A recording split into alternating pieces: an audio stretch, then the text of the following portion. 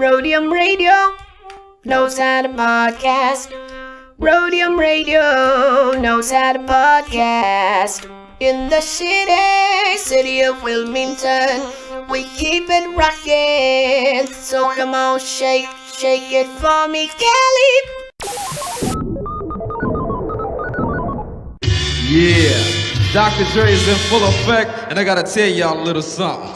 Eazy-E is down with us. MC Ring, you know he's down with us. DJ Yella is down with us. Arabian Prince, you know he's down with us. Tony A the Wizard is down with us. JJ Fag is down with us. Timmy T, you know he's down with us. DJ Pooh Boy is down with us. Toddy B and Spade, they're down with us. My boy Ice Cube, you know he's down with us. I like to mention, so pay attention to where I'm from, Compton, but the tapes are from the Roadium. My name is Dre, listen while I play. And by the way, I'm also down with NWA. Yo, Steve at the Roadium is down with us.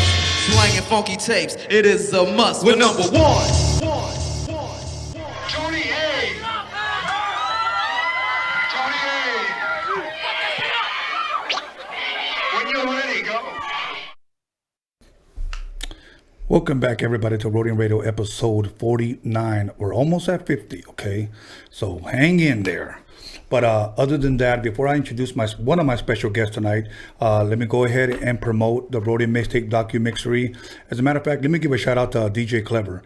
He hit me up today and he said that we did an amazing job. Nobody has ever dissed it yet. As a matter of fact, I continue to say I will put it up against any West Coast hip hop documentary. So many people have congratulated me, have told me that I did a great job, but I can't take all the credit. Also got to give a shout out to John motherfucking Elkins and my boy Daniel DJ Media Clips. And there was a lot of people behind the scenes that deserve a lot of credit. But other than that, you can get that 20% off at DOCUMIXERY.com using the promo code TRMD20. TRMD20 should pop up on the screen. And once again, I still get people that ask me, when am I going to be on your show? When am I going to be on your show? Let me say this, and I'm definitely not trying to be mean. Nothing is guaranteed, man. You know what? If I feel that it fits the program here, cool. My boys listen to the music. They get back to me. They tell me, Tone, this is dope. Check this out. We're good. You know, we'll book you. I have no problem with that. Eventually, everybody that submitted their music will be on. Just give it time. Okay. Other than that, submit it to roadiumradio@gmail.com. Some people have asked me, why do I got to submit it? Everybody does. Everybody submits their music. Unless you're Snoop. Okay. I know your music. So other than that, you can go on the DOCUMIXERY.com, get the 4 mixtape. Johnny, help me out. Bundles? The mixtape bundles for $30. 4 mixtape via download for $30. Okay, there's 8 of them up there that you can get. Go ahead and buy us out. We are about to start submitting our CDs so that we can get them back in about a week or so. Then we'll have the CDs as well, all 8 of them, and then we'll be releasing more after that. I have a lot more. And then the Blu-rays will be coming soon after that as well. But anyway, you guys don't want to hear that shit. But without further ado, please allow me to introduce the Principal Koima, the homie, Sleepy Malo. How you doing, brother? What up, Tony? I'm good, man. Yeah. We finally made it. Yes, sir. We made it to the Roadium Radio. Sir. You know what? I saw you brought me a little gift, but we're gonna save that till after break. All right. Okay. And we'll give your homie's product a little push. All right. We good with Sounds that? Good. Sounds you know good. what? How was the drive over here? Because I know you came from a ways. Yeah, it was cool. I mean, with all this going on, there's still a little bit of traffic, but not, Yeah, it was not cool. like usual, Yeah. Now, when you say all this going on, obviously we're talking about the coronavirus. The whole corona. What are your personal thoughts about that, man? You know what? I think they just hype it up. Mm-hmm. I mean, I know it's there, I know something's there, but I think it's just hype, Right. And my boy Solo, he'll agree with me. Well, there's a lot of people. Back and forth. A lot of people that agree with me, disagree with me, have told me off. And Yeah. Hey, I'm not saying it's fake. I just think it's pretty much blown out of proportion. Yeah, that's the way. Yeah. But other than that, you seen anything good lately on TV? TV, you know what? I watched The Tiger King. What did you think? I finished watching it, and it's crazy because when you first start watching it, you're like, this dude. But then at the end, I kind of feel sorry for homeboy, And then, Yeah. you don't know who to believe, you know, like you Right. don't know Right. a quién le crees, you know. That's crazy that he did a diss song in country dissing Yeah. Carol motherfucking Baskin. You know, shout out to Carol Baskin. Yeah, shout out. Yeah. Get at me. Interview. Roadium Radio. Hopefully they find her husband soon. Yeah, exactly. Yeah, lunch meat, bro. So, but other than that, is there anything else good? You know what I watched? As far as movies, Onward. You ever seen that one? No. Animated one? No. Yeah, I'm a family man, you know, so I got my grandkids. So Okay. it's You got grandkids? It's two grandkids, man. Wow. Yeah, two That's grandkids. good. That's why when I seen Stay Puffed over there, my oldest one, Ethan. What's up, Ethan? He loves Stay Puffed. Really? Yeah. He loves Ghostbusters. Did he watch the new Ghostbusters, the one with the women? Nah, not that one. Yeah, I won't let him watch that Yeah, one. man, me neither. I didn't even watch it because I don't even. No, I like watched it because Did you like it? I grew up with Ghostbusters. It was alright, you know. It wasn't, but that new one coming out is They got a new one excited. Yeah, with the old guys, or yeah, the OG Oh, wow. ones. Yeah. Okay, I'm Coming gonna out. I'm gonna have to watch that. Yeah. Now let me ask you this: are you a night owl? Do you like staying up real late? Nah, not anymore, man. No. No, that's when I was young. See, I still know. do. I still do. I still love staying up late and getting up early for early breakfast. And since I don't have the fucking gym anymore, Yeah. I go to the park, do my cardio, push-ups, sit-ups, whatever I gotta do. Yeah. But yeah, I like staying up late, man. Nah, I used to stay up late when I was younger. Me and my brother, Spanx. Okay. Flipping through channels. A ver si se miraba un channel ahí. Of course. You know, back in the 80s, we used to have on TV, Yeah. okay, or select TV. Okay. And then you have to have to tweak it. As soon as you hear like, that was a porn. You're like, bájale, güey, because my mom and dad were in the room, yeah. you know. Put on mute. Yeah, exactly. But let me tell you what movie I've seen that I really enjoyed, The Last Star Wars. Okay. And it's kind of embarrassing because I'm a faithful Star Wars. Yeah. I love Star Wars, and I'm a faithful supporter when it comes to their movies. I go to the movies to go watch them. But this one, I think it was Rise of the Skywalker. Okay. Is the shit. Is it? It's the I haven't seen shit. it. Okay. Anybody that doesn't like Star Wars, unsubscribe. Yeah. Okay. You're out of here, pal. But yeah, I'm a huge Star Wars fan. I'm not a Trekkie. I'm not a Star Trek fan. Yeah. But anyways, man, enough about me. Let's talk about you. Where were you do it. originally raised, man? Raised in the valley, San Fernando Valley. Okay. San Fernando Valley. I was born in Michoacan, Mexico, Zamora. Really? Yeah, Michigan? Michigan, yeah. So Tarasco right there.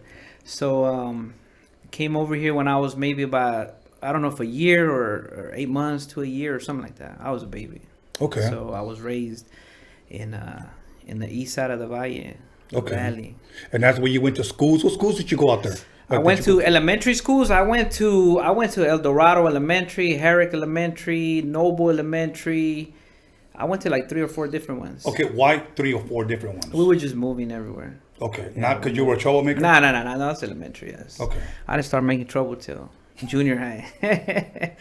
And then junior high, I went to Sepulveda Junior High, man. Big shout out to Sepas out there, man. Sepas. That's Yeah, the first time I ever heard that. This is Sepulveda right here. Yeah, it goes all the way up there. Wow. So that's the only junior high I went to. I went to another kind of like a continuation because I got into something. Okay. And then I went back to junior high. So Okay, in high school? high school, I went to a bunch of high schools. Now right there, that's for being a troublemaker. So Travieso, huh? yeah, San Okay. Fernando High. Shout out to the Tigers. The Tigers. I was a Tiger King back then. That'll work. Hell yeah. Now I went there. I went to Kennedy High, Monroe High. Got kicked out, a couple of them, and then I ended up at a probation school, SEA. So you went to 3 different high schools before the continuation? about 4 different high schools. Damn. Okay, what were you doing? You got to get... No.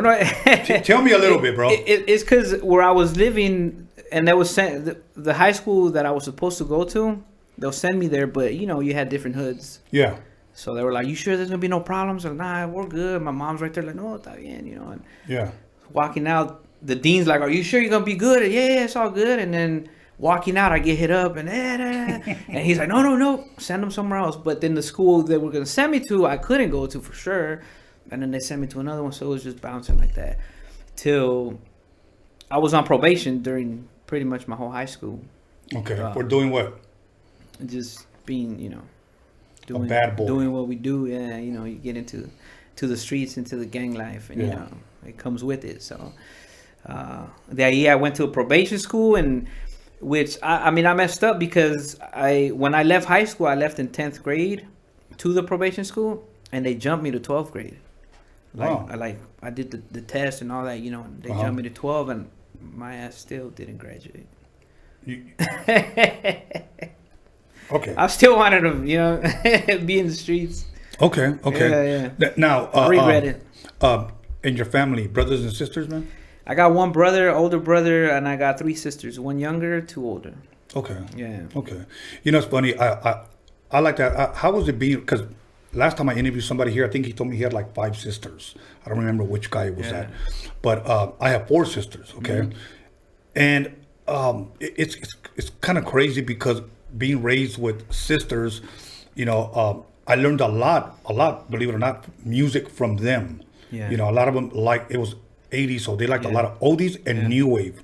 Yeah. My brothers, they loved funk, Chicago, Ball Skaggs, Led Zeppelin, whatever. So I got Pretty much a mix. Yeah. What type of music would you say was played in your home growing up? My sisters, they pretty much played like gruperas, you know, like Los Wookiees and, you know, the Spanish group ones, but they did play like 80s, you know. Okay. Old school, the freestyle ones. My brother, he was the one. He's actually the one that got me into rapping because he was into the old school hip hop. Really? Know, LL Cool J and all the old school ones. So, and then my pops got me into CCR. You know, Creedence Clearwater, and he used to bump like Spanish oldies, Los Abson, you know, the Terrícolas and all that. So it's a little mixture también, but I was always in my own little world. In any of the schools you went to, did you play any sports? Nah, man. No? How come? I mean, how come you just never want to try baseball, soccer, boxing? I wouldn't even dress for PE. Volleyball. Bro. Nah, I wouldn't even dress for PE. I was just in that mentality that you know, which I regret, you know, because you know. What about any of your kids? You ever get them involved in any of the sports? They've been in boxing. Yeah. Kickboxing, yeah. That's good. Yeah. That's good. Yeah. When I was younger, my brother would take me to a gym in Compton, and he taught me a little bit how to box there. Yeah. You know, I wish I could have pretty much stayed in there or played a little bit more sports or whatnot, but didn't. Now, you remember your first job? First job, I was at a retirement home. Yeah, what were you doing there? I was the server in the kitchen. Really? And it was during high school because I was on probation, so they were like, my PO came in and he's like, look, for every F you get, I'm going to give you 2 weeks in juvie. You go back to juvie. So I was like, all right. So, you know, teachers knew me. You know, they were cool. They were cool with me. So they were like, you know, just at least try something, you know. And then I was even in music class and I would play the trumpet. Really? He's like, at least try it and you'll get a D and that passes you. So I'm like, all right. So I didn't want to, you know, I don't want to go back to juvie. So, you know, it's like, you know, just being a knucklehead, like. You know, okay. Yeah. All right. Well, you know what juvenile hall was it that you went to? Silmar. Okay. Over here is Los Padrinos. Yeah, they were. The second time I went, the sheriff comes out and he's like, you know what? If they were gonna send you to LP, I would have just kicked you loose right now because it's crazy right there right now. Yeah. But then they ended up sending me to Silmar. That'll work, man. So now how long did you work there at the retirement home? The retirement home, I worked about 1.5 years or something. Okay. You know, so like I was saying before, like, because I forgot the question. No, it was. I'm like Ernie G now. What up, Ernie G? No, all good, brother. You were telling me your first job was a retirement home. It was a retirement home. It was a server in the kitchen, and then it was just me, right? Because like I said, I was on probation, so I went in, you know, to try to, you know, keep away from all that, and then I brought my homies in. Hey, they're hiring, and I brought my other homie in. Then there was like 5 of us in there. And we used to mess with the viejitos, man. We used to clown. Shame on you. Yeah, I know. They used to play pool. They had a pool table in the second floor, so we would finish our, you know, quick, you know, serve and clean and finish, you know. Yeah. I was like 14 years old, 15, and we used to go upstairs and play pool. We're like, let's shoot some pool. All right, cool. And then we'll make all this noise, and then they'll come out and they'll be like, who's out there? I'm gonna report you. So we'll hide under the table or behind the bushes, and we'll be like, we'll yell out their name. Like if it was Arnold, we'll be like, Arnold, I'm here for you. I'm finally. I know we were traviesos, man. Yeah. It's over, bro. Yeah. Okay. I'm getting there though. So All good, brother. All good. Now let me ask you this. I never asked anybody here. It's probably a goofy question, but I'm gonna ask it anyways. How old were you when you got your first girlfriend? My first girlfriend, I was probably like 10. Still, 10? Yeah, bro. Damn.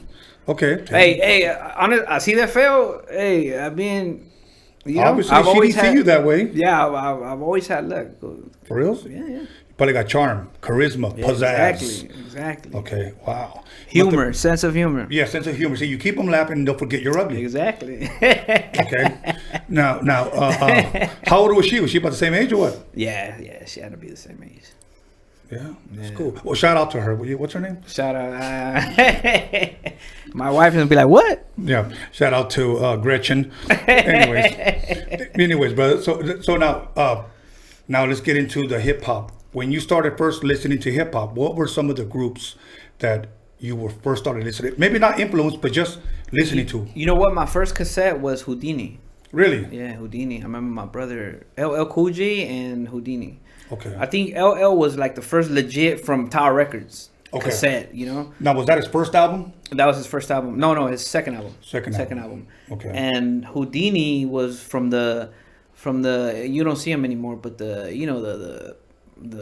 guy that was selling with his caja the music, selling music in his boxes, cassettes. Okay. You remember they used to go around with their selling cassettes in the corners and walking around. Okay. So that's what I bought Houdini. So it's like a bootleg. Right. That's pretty much what it was. Yeah, was a fucking bootleg. You know, I couldn't even read the song name. It's todo smeared. Todo borroso, huh? Yeah. Okay. And what Houdini was that? Was that the 5 Minutes of Funk one? I think it was. Friends? I think it was. Yeah. Okay. Yeah. Because I remember. I believe I was long time ago. I was in high school when that shit came out, bro. Yeah. Yeah. I think I was maybe 10th grade. But other than that, LL, Houdini. Give me a couple other names that you used to listen to back then. Back then, like just whatever was on the radio. Okay. Because my brother used to, like I said, big shout out to Spanky Spanks. Okay. He got me into it, so he used to, whatever he was listening to, and he brought everything. Like he brought the Fat Boys, and Run DMC, of course, anything that was popping back then. Okay. And actually, the first song I ever wrote was to Dana Dane. Send the fella Dana Dane. Yeah. And then Snoop flipped to this West.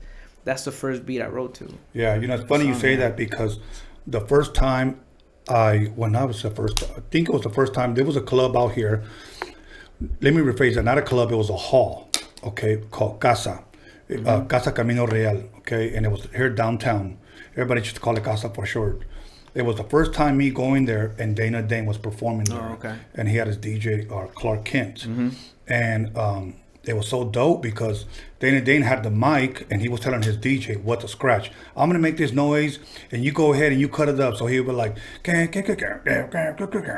type of shit. Yeah. And then the DJ, like, mimic it. Shit was fucking amazing, dope. bro. It was dope. They need to bring that back. Well, you need to bring that back, Tony. There's only one of me. Exactly. Only one wizard. Yeah. There's only one wizard, bro. Yeah. So I would like to, but see, I think that's what's missing today. It is. It's what's missing today but today when they hire people, see, here's the problem. When they hire people, they'll give them 10 or 15 minutes. Yeah. That's not even enough time to set up your fucking turntables, bro. Yeah. You're going to spend more time setting them up than actually performing. Yeah. I would like to, and I still have it, and I still got dope turntables. Yeah. Mine are fucking clean. I'm waiting for the right time. Much love, much respect to my boy Doc Nasty. He's my MC. And I would like to do eventually a Roadium radio tour. And what I mean by that is rent halls and throw performances and parties in, bro. And just play nothing but old school. No new shit. Yeah, it's dope. No mumble rap. It's out of here. From 80s and 90s. That's it. So I would like to do that. I'll guarantee you'll sell that out. You'll sell every show out. I would, because that's what's missing right now. Yeah, I truly do believe that, man.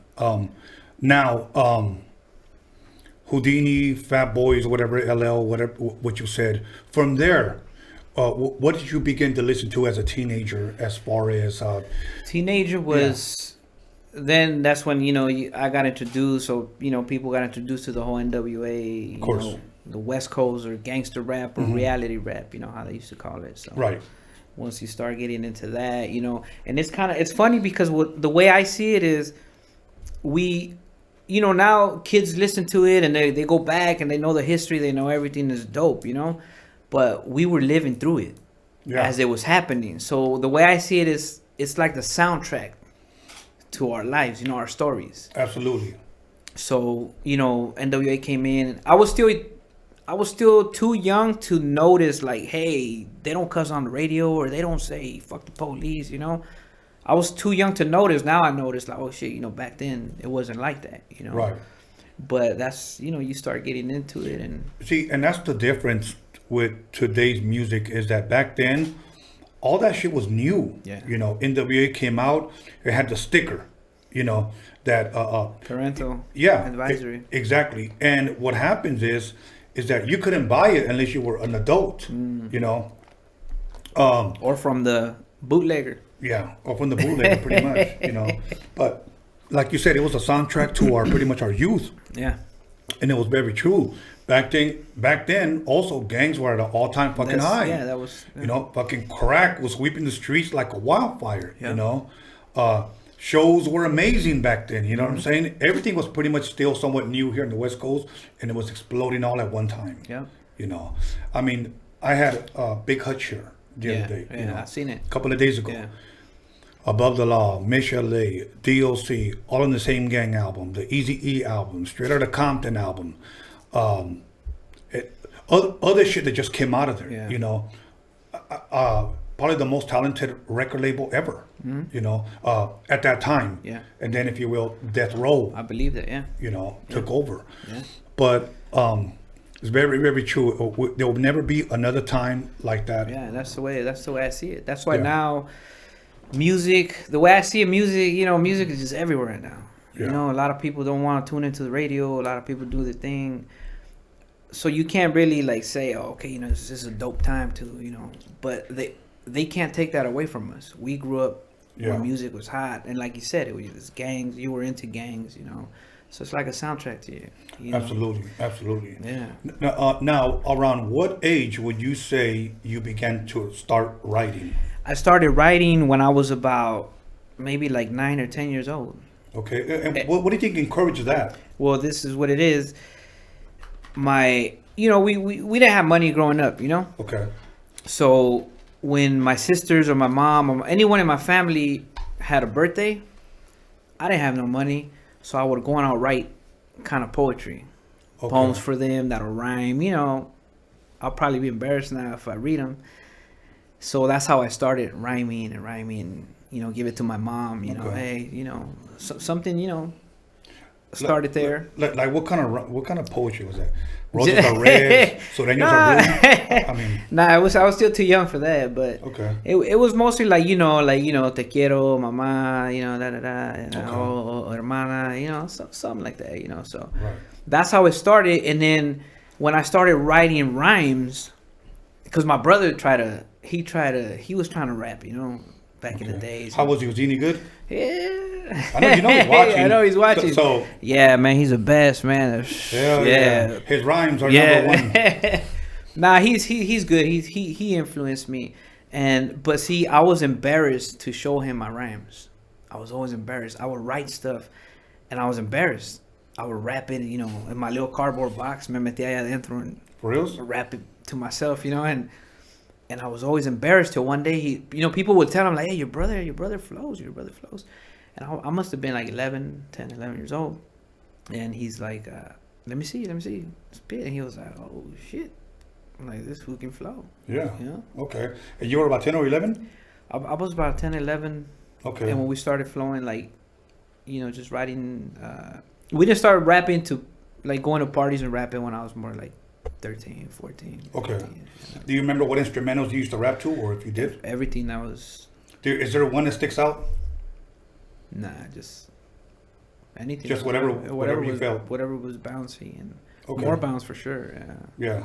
Was there any one rapper that you could say I emulated my style to his, or like, you know, because of his style? Not emulated, but there was a rapper that later on I I was following a lot. I was a big fan of was Mac 10. Okay. What do you think was about him that stood out? I don't know. It was just it was a G. I mean, it was always G shit. Everybody brought that G shit, but it was a little different. I don't know, something just Okay. always. Do you remember the name of the first song you ever wrote? Yeah, it was in the PACOIMA. Oh, okay. You still remember it?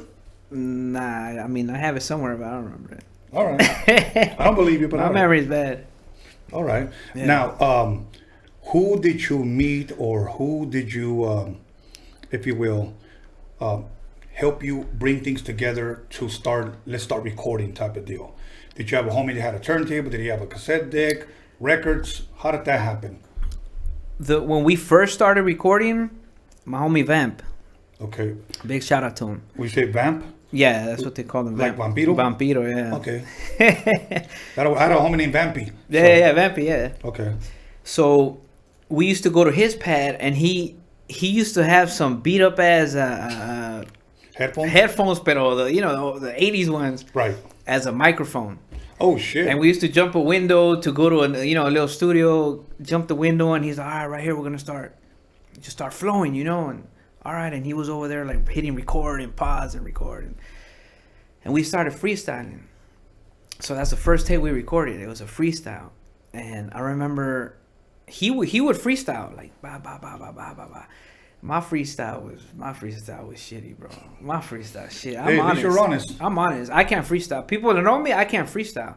But give me I can't battle you. But give me 20 minutes. I won't write you a verse. I'll spit it from the head. Okay. Rhyming, but I can't sit there and battle. Okay.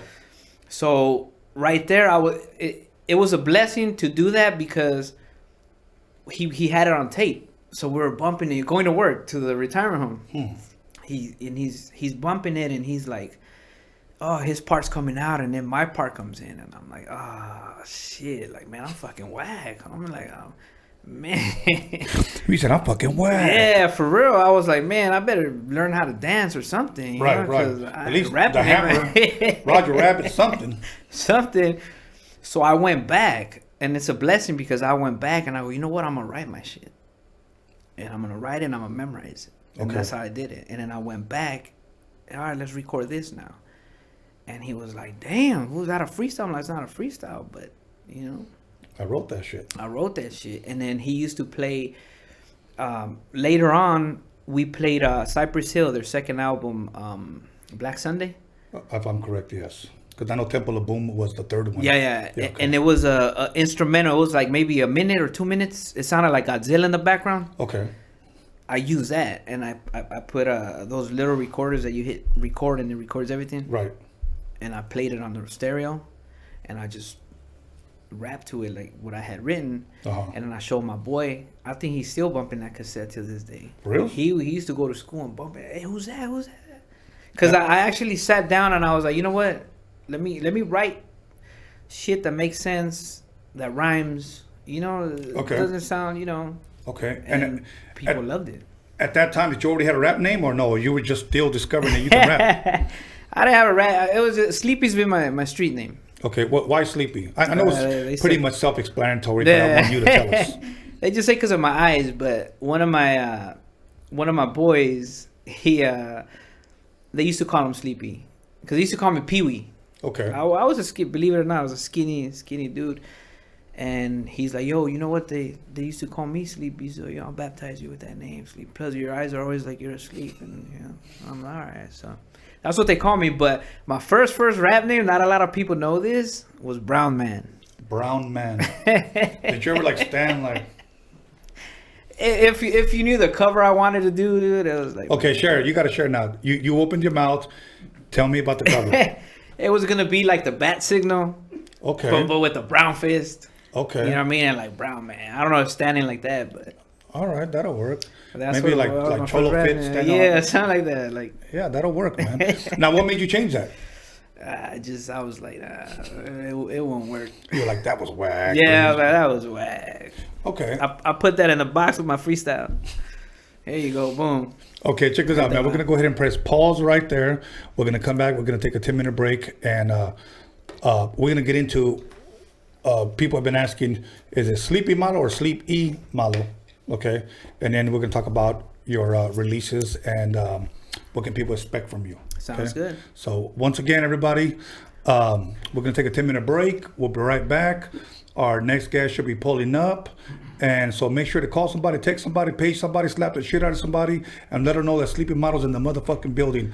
The Prince of Pacoima is in the place to be. Take us away, Johnny.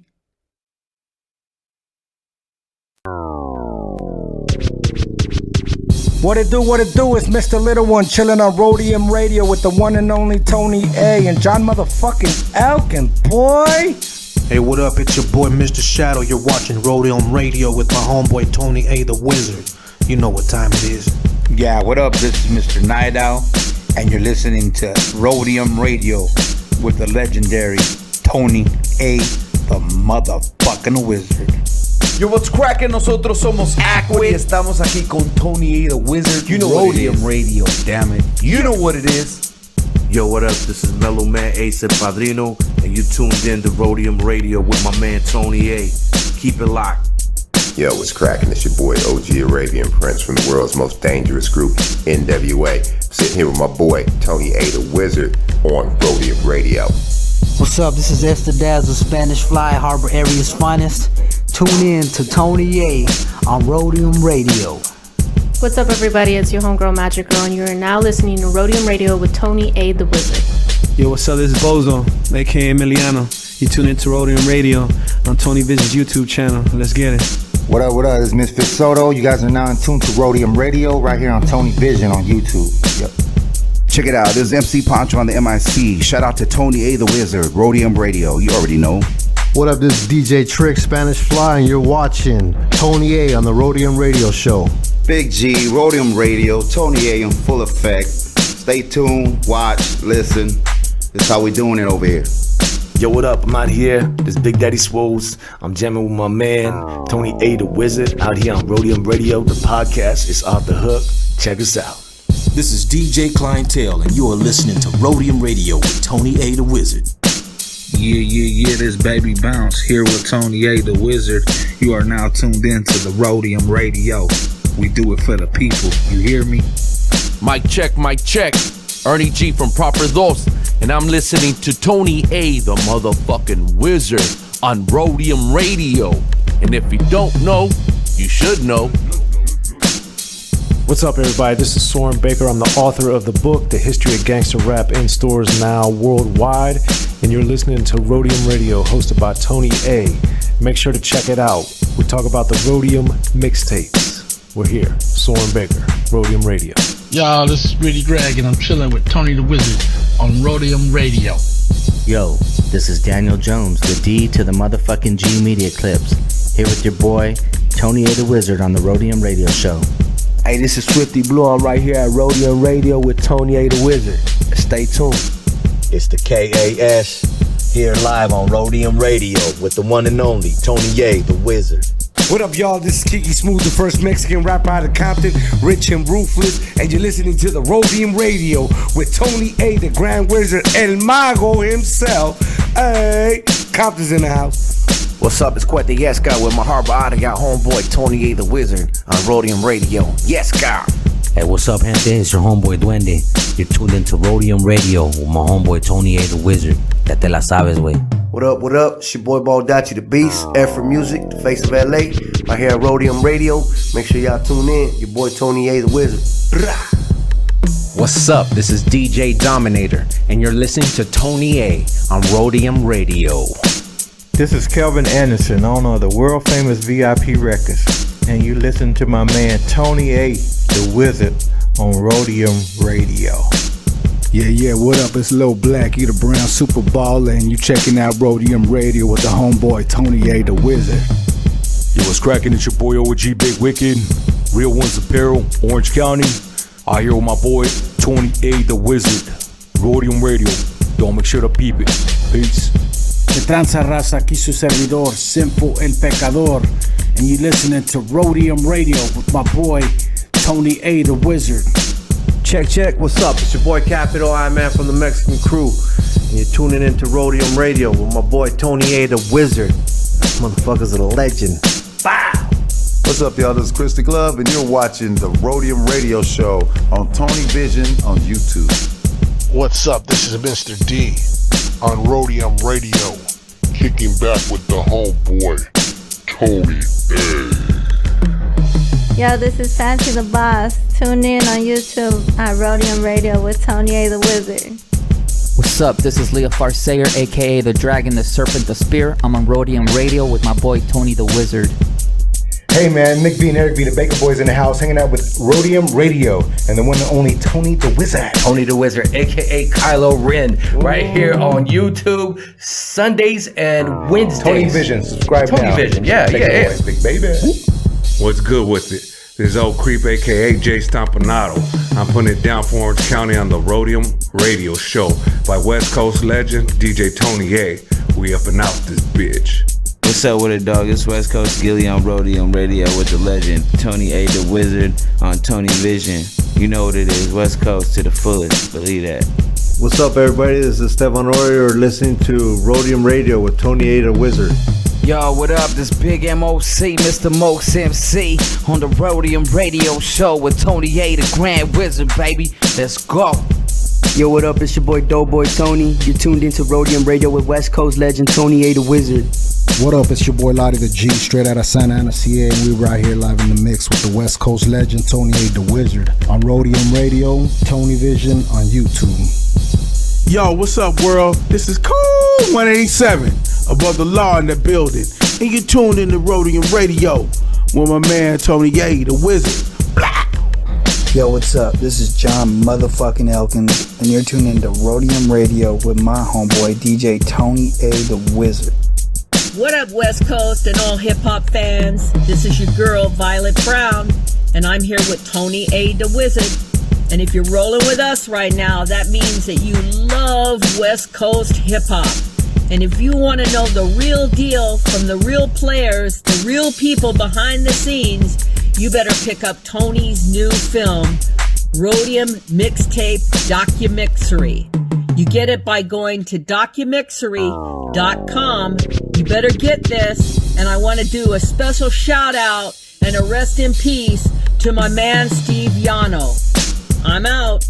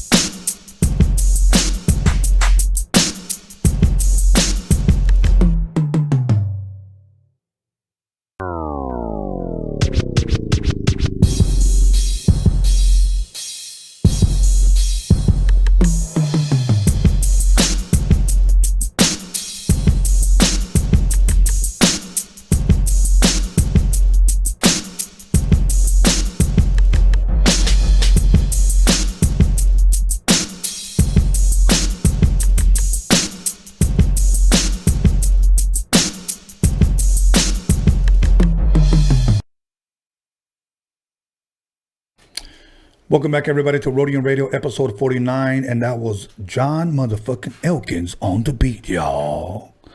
Yeah, he just worked it up. Anyways, let me go ahead and jump right back into it. Sleepy Malo. How? Oh no, you had something that you wanted to share with us first. Yeah, I got you something. I got you something for your birthday. Okay, cool. Okay, let me go For my ahead. boy Blasto. Mini micheladas, yeah. Oh wow, so mini micheladas. Much love, much respect to you. Thank you. He said it ain't strong at all, so put half the bottle in there. That'll work. Nah, I'm just saying. Or just pour the beer No, in here. he said just pour the beer in there. That'll work, man. Muchas gracias. Yeah. Thank you. And then I got another, I've been following you since the first show, so I'll be seeing your table right here. So I know you've been representing DC with Harley Quinn, but right, you gotta have the main man in here. Yeah, you gotta Dope. have Batman in here. Desert Batman. That's dope. I almost said dessert. Dope. Hey, I'm gonna put it on the table. People that really know me, I got a huge collection, like a DC collection. Oh, for reals? Yeah, all kinds of stuff. Mainly Batman, but it's DC. Oh, okay. Yeah, I You collect know a lot what? of I stuff. thought I saw you in a porn one time. You were butt naked with a Batman mask. Is that you? Well, that'll be part 2 when you bring it back. Yeah. Okay, that'll work. That's cool. You know what? Let me put this. Let's put this right here for promo. Damn, I see all the chili in here. Yeah. That shit look. Oh yeah, I'm about to bust that out with my next special guest. You got it. Now, Sleepy Malo. How did that name come up? Because when I posted that flyer, people were like, "Hey man, it's Sleepy, not Sleep E." Yeah. Why did you change it? I just changed it because, this year I'm bringing out a new album. Okay. And it's like on a new style, catching up with the times, but still keeping it, kind of G, something good. So I don't know. It's just, and then, I mean, this from Instagram, you get a lot of haters. They're always shutting down your Instagram. Yeah. Since day one, and especially since I started Mob G Entertainment, I began a lot of, they'll shut me down or YouTube, hey, did you know that you were blocked over here and this and that with my name, like a lot of stuff with my name. So I was like, you know what, I'm gonna start fresh, and I don't want to, cause I was gonna be like Sleepy M, right, S Malo, but then I thought about it. If I put S Malo on a jersey, while I see Smalo, and the ladies are gonna be like, oh, that fool, he's pretty Smalo, Right. Está chiquito, güey. Está chiquito. Yeah. Okay. So you know what I mean? So I was like, just Sleep E, still Sleepy Malo, but it's just, Still the same name, just spelled a little bit different. Yeah, and then I just did the copyright thing and did the whole thing, did it right. Just, upcoming music that's coming out. Now, are you gonna have that taken off your arm? No, I have my boy Wicked's gonna work on he has a pattern to do it. Oh, that'll work. Okay, now He'll why do the word some Malo? crazy. Porque eres malo? Malo, you know what? The name started after the Brown Man era. Right. I was gonna do Sleepy Hollow because I was like, Hollow sounds dope. Hollow tip, Hollow. And then I started thinking, and I was like, nah, just something that sounds like Hollow. So I just say Sleepy Malo, Spanish, and then I thought about it. I was like, people that hear it, they're gonna be like, yeah, I heard of Sleepy Malo, but they're thinking Sleepy Hollow. Sleepy Hollow. But they'll be like, yeah, I think I heard of it. That was my theory. I don't know. What about Halloweeny? Yeah. That's another Halloweeny. Yeah, exactly. So now, at what point who did you hook up with that you started recording?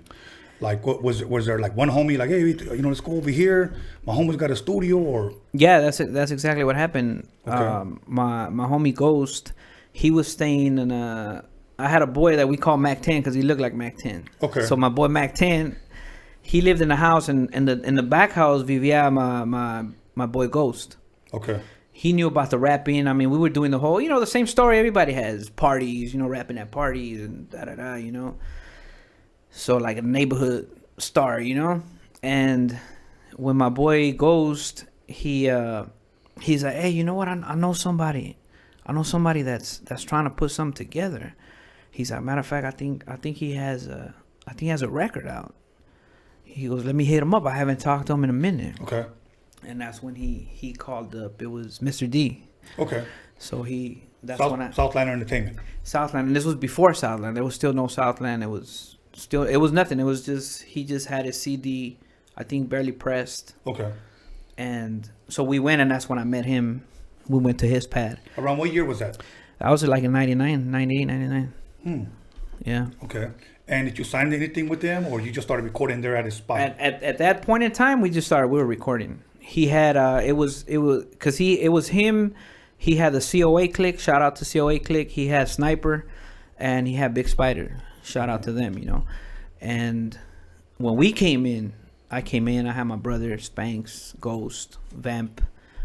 We were the fearless crowd, you know, like the crowd. He never wore like a cape. Nah. Okay. Just had to ask. That's a cool name. I'll ask him, a ver, maybe escondidas in his closet. With his girlfriend encuadrado. So. No wonder my Batman cape was missing one day. Exactly. Yeah. So, y empezó todo. From there, we just started recording, man. We went to record, and Big Spider was doing, the first album was Packtown Riders. Okay, now was that your solo album? No. That was a compilation. Because at this point, there was no one in the Valle, no one in the 818 that was representing. I mean, I'm sure there was, but no one was doing it, you know, at that next level. Okay. You know, legit studios, everything, you know, on wax, whatever. So they were putting this thing together, Packtown Riders. Packtown is, you know, for Pacoima. So it was like a neighborhood thing. Yeah. So I was like, yeah, well, I'm from Pacoima, and, you know, I can flow. So I would, you know, they weren't just throwing anybody on there, you know. So went to the studio, started rapping, and like I said, I already had verses memorized. So I walked in and boom, boom, boom, like 10 minutes, I'm out, you know. Yeah, that'll work. So they were like, all right, cool, dope. So then from there, it was like, all right, now let me get you on this. Now let me get you on that. Now let me get you on this. My theory was always get on everything. Get on everything they throw at me. I was 19, you know, so I was hungry. You know, I wanted it. You wanted to get your name out there. Fresh. As well. Yeah, and then the whole Chicano rap was like emerging, you know, whatever they labeled us, you know. Right. So it was hot. It was fresh. Everything was dope, you know. So it was like, all right, you know, I'm hungry. Let's do it. So any verse que me tiraba, if homeboy was whack, if homeboy could rap, if homeboy whatever, right, I'll give my 100% always. And that's one thing I tell my son, and I tell all the youngsters or anybody coming up, that if somebody's trying to work with you and they're like, that fool can't rap, that fool's whack, just tirale lo que sea, you know, and you know you get paid for it. Nah, never do that. Always give your 100%. Yeah. Every verse, you know. Yeah, that's true. Because you're gonna stand out even more. You know what I mean? And you always know that the dude that can't rap, he's gonna hustle twice as hard as you to get it out there. So your name's gonna go out there, you know. So I've done stuff for a lot of people, and at that point, I was just everything that they'll throw at me. You know, every album, every this, boom, boom, boom, right there, and that's pretty much how. Okay. I just came out there and then working. When I worked on my album, it was gonna be a Fearless Crowd album. That's the group we had. Okay. And what did that group? Who did that consist of? Who was in it? That was doing the lyrics, rapping. It was Ghost, Spanky Spankaho, Vamp, and myself. Okay. And then we had homies like rest in peace, my road dog Joker. You know, he passed away. So we had, you know, homies rolling with us that, you know, we're from the crowd, you know, this and that. But just lyrically representing, it was just us back then. But as time went on, we got, you know, like people like Clumsy Boy, you know, Wicked, you know, a lot of different artists just came in, you know. And that album was supposed to be, the first album was supposed to be a Fearless Crowd album. But I think things didn't go as planned. I think with Ghost and Vamp, and so we were just like, you know what, just make a solo album. Because I was writing a solo album on the side of that. Okay. So we just mushed it together and just, it was all street. Like I said, it was back then. It was 1999, 2000. You know, the lyrics were, you know what I mean? I go back sometimes and I'm like, man, I said that. You know, it is what it is. You know, but it was raw. It was raw, and it was like gang banging and you know. Yeah. But it is what it is, you know. Now, when you guys were releasing those compilations, was it taking off? I mean, were you guys making noise? Yeah. Oh, yeah. Okay. Well, from there, that's when we came together and we were like, it was Mr. D Productions. Okay. And then from there, we were like talking about it, and we're like, all right, you know, we gotta, you know, we're going legit with a record label. Right. All right, boom, boom, boom, and then we're like, all right, Southland Records. and that's when Southland started. And Southland made noise. Right. Southland Records made noise. How long were you there for before you ventured out on your own? I was there for like probably 10, 15 years. Really? I carried that label for about 10 years, bro. Yeah. Wow. You said I carried that label. Yeah, no, honestly, I'm just being honest, because a lot of people, I've seen a lot of people come and go in the label. A lot of people came and went. And I stuck to it. I stayed loyal to it, so. Right, okay. Yeah, I was That'll representing, work. Your first album drops. Mm-hmm. Okay, what was the name of that one? The Same Streets. The Same Streets. And how did that do for you? That one did good. Yeah. And back then, digital wasn't even... Right. It wasn't even out yet. When my first album dropped, I think it was, apenas estaba naciendo, so we used to get hard copies, back in the days. And right. And the same story, out the trunk, selling them out the trunk, Yeah. People will come at me and like, kids, everybody, hey, how much? $10. Hey, I only got $3. Fuck it. Then, boom. I only got $5. Whatever they had. Boom, boom, Wow. And I still have the notepad, a notebook in my pad, both pages, columns, each line, what I sold, for how much. Boom, boom. I mean, a bunch of pages. On the streets, I made, like I said, the whole Chicano rap thing was fresh. Okay. Now, who were some of your producers? Let's just say on the first compilation that you were part of. Do you remember? On the first ones, it was, I know we had Kryptonite. Shout out to MC Kryptonite, because he was the first one that I actually worked with as a producer. Other than that, it was a lot of jack beats, man. It was a lot of, no one really producing. It was just like, I got this beat, like let's rap over a sample or. Okay.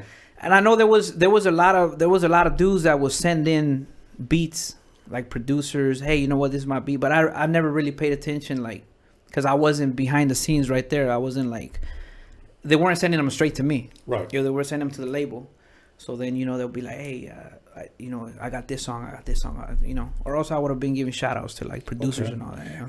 One thing I don't think I ever asked D, was there any females signed to Southland? Yeah. When I was there, I don't think there was any, no. No, huh? No. Okay. And now let me ask you this. You still remember the first time you took the stage? Oh, yeah. And I got a story for that too. Share it, man.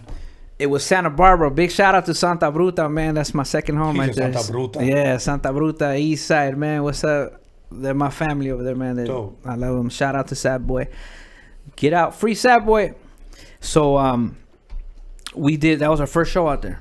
Okay. And I remember they're like, hey, go buy it. We got to buy some wardrobe. Our first show. Yeah. Well, what am I going to wear with my first show? So we go down to San Fernando Mall, and it was People's, I think it was People's or Casanova store. And I bought a guayabera, bro. No shit. What the fuck? My wife was like, yeah, I guess, So I got clown for that. For real? But I thought I was like, yeah, I'm going to look fresh, So I go up there.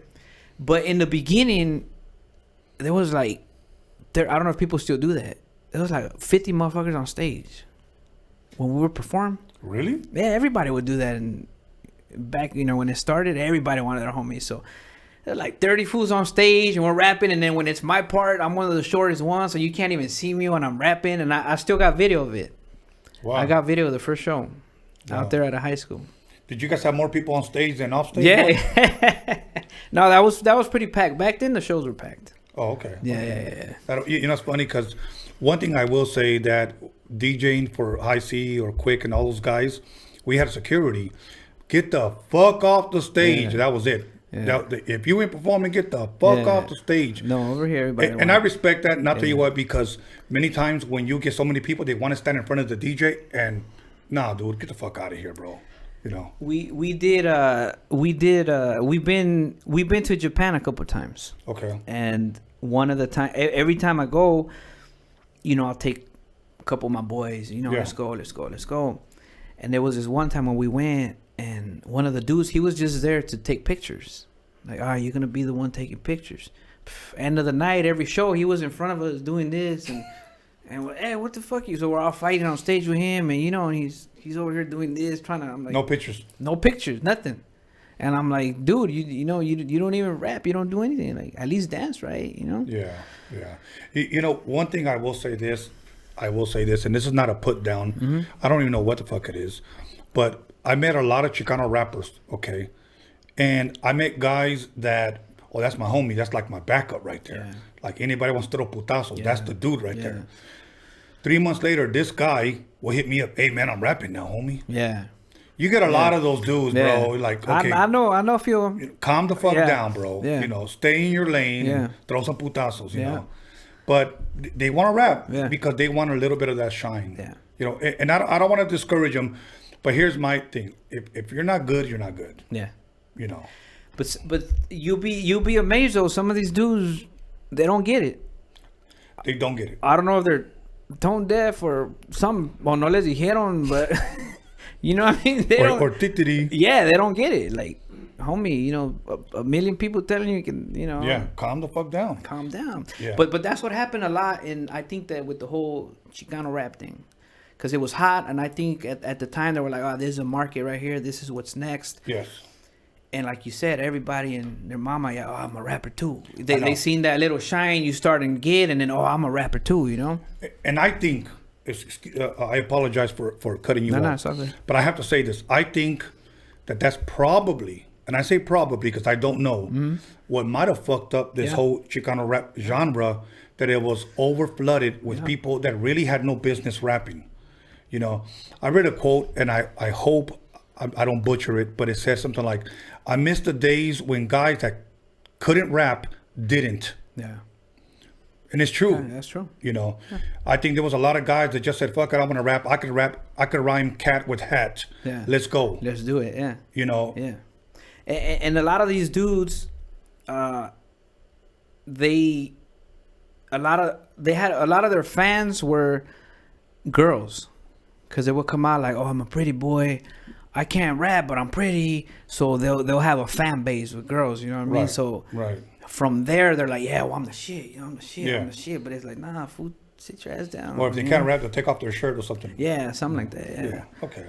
Anyways, so now you're working with Mr. D, Southland Entertainment, but you said it wasn't called that back then.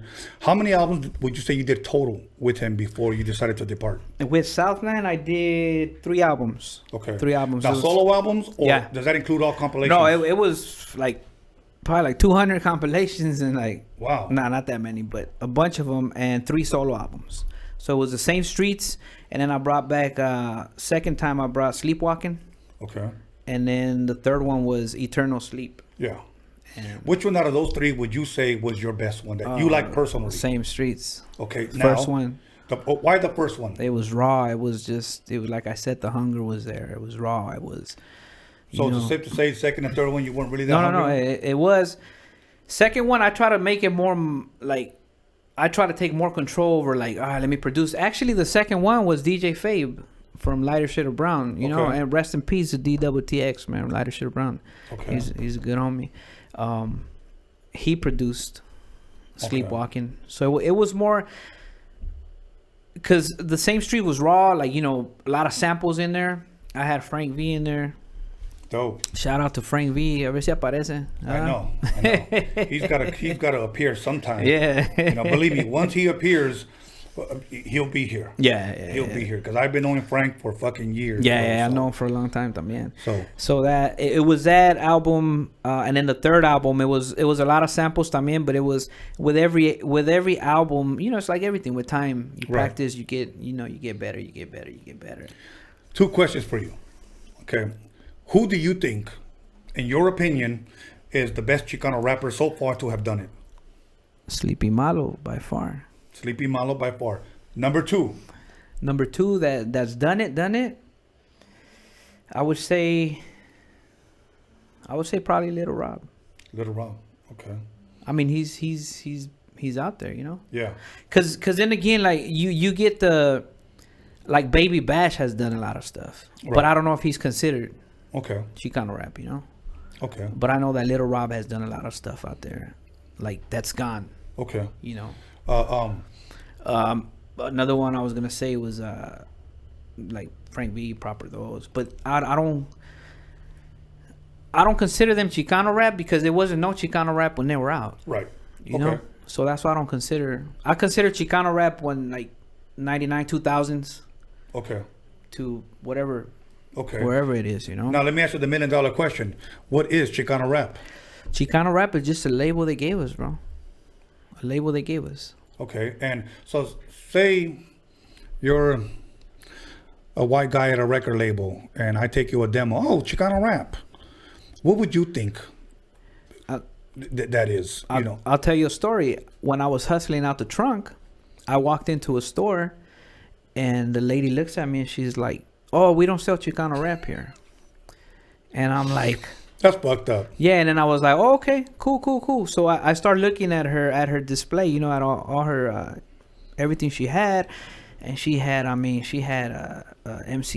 she had all this gangster rap.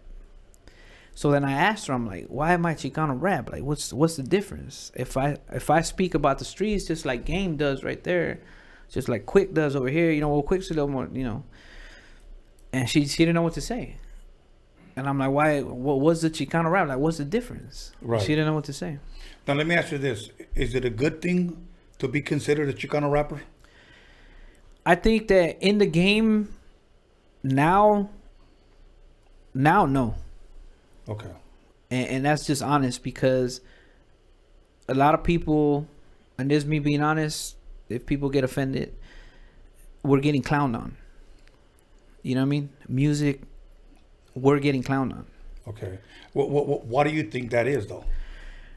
Because, I don't know, music is just, I don't know if it's the generation that's out here now but it just gets clowned on. But I mean, it always comes from, in the beginning, all the whack fools that came out, you know, and it was always the same covers, which I don't blame the record labels because everybody had like kind of the same cover and 8 out of 10 were whack.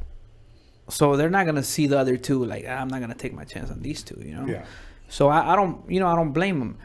But now it's like, They just stereotype. They label you like, "Oh, Chicano rap. Oh, that means you're just gonna rap over oldies, or you're just gonna rap over more bounce downs." Yeah, pretty much. That's what I'm saying. It's not good now that they tell you, "Oh, Chicano rapper," which I hold pride in it. Like, you know, if that's what you want to call, that's what you label me. That was my story. I'll take it, but don't stereotype me.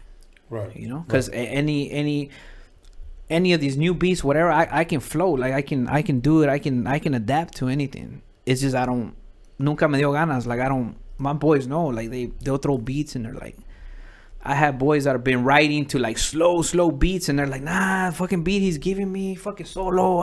He's hating on me." And I'll be like, "Nah, fool, it's how you spit, how you flow, what you say." Right. And I'll do it and they're like, "Damn, fool, when you do it, it sounds good." Right. You know, so it's just it's about you, you know, like. Okay. Like did you ever in the rap game? Did you ever experience anybody dissing you? Dissing? Nah, la neta, no. No? Okay. You know what? I've dissed a few. Really? Yeah. I won't mention their names because that was years ago. That's good, man. Yeah. That's good. Now, when you say a few, at least 3, 4? Yeah. Okay. Don't mention it. You don't have to mention them. Nah. You can just give me their initials. I'm only playing. And you know what's funny? That people hit me up sometimes and they're like, "Hey, why'd you go diss so-and-so, man? That's my boy. Oh, I heard your song. You dissed him." And I'm like, "What song? This?" Hey, homie, you know that's 20 years ago? Oh, shit, it is? Yeah. Oh, my bad. Right.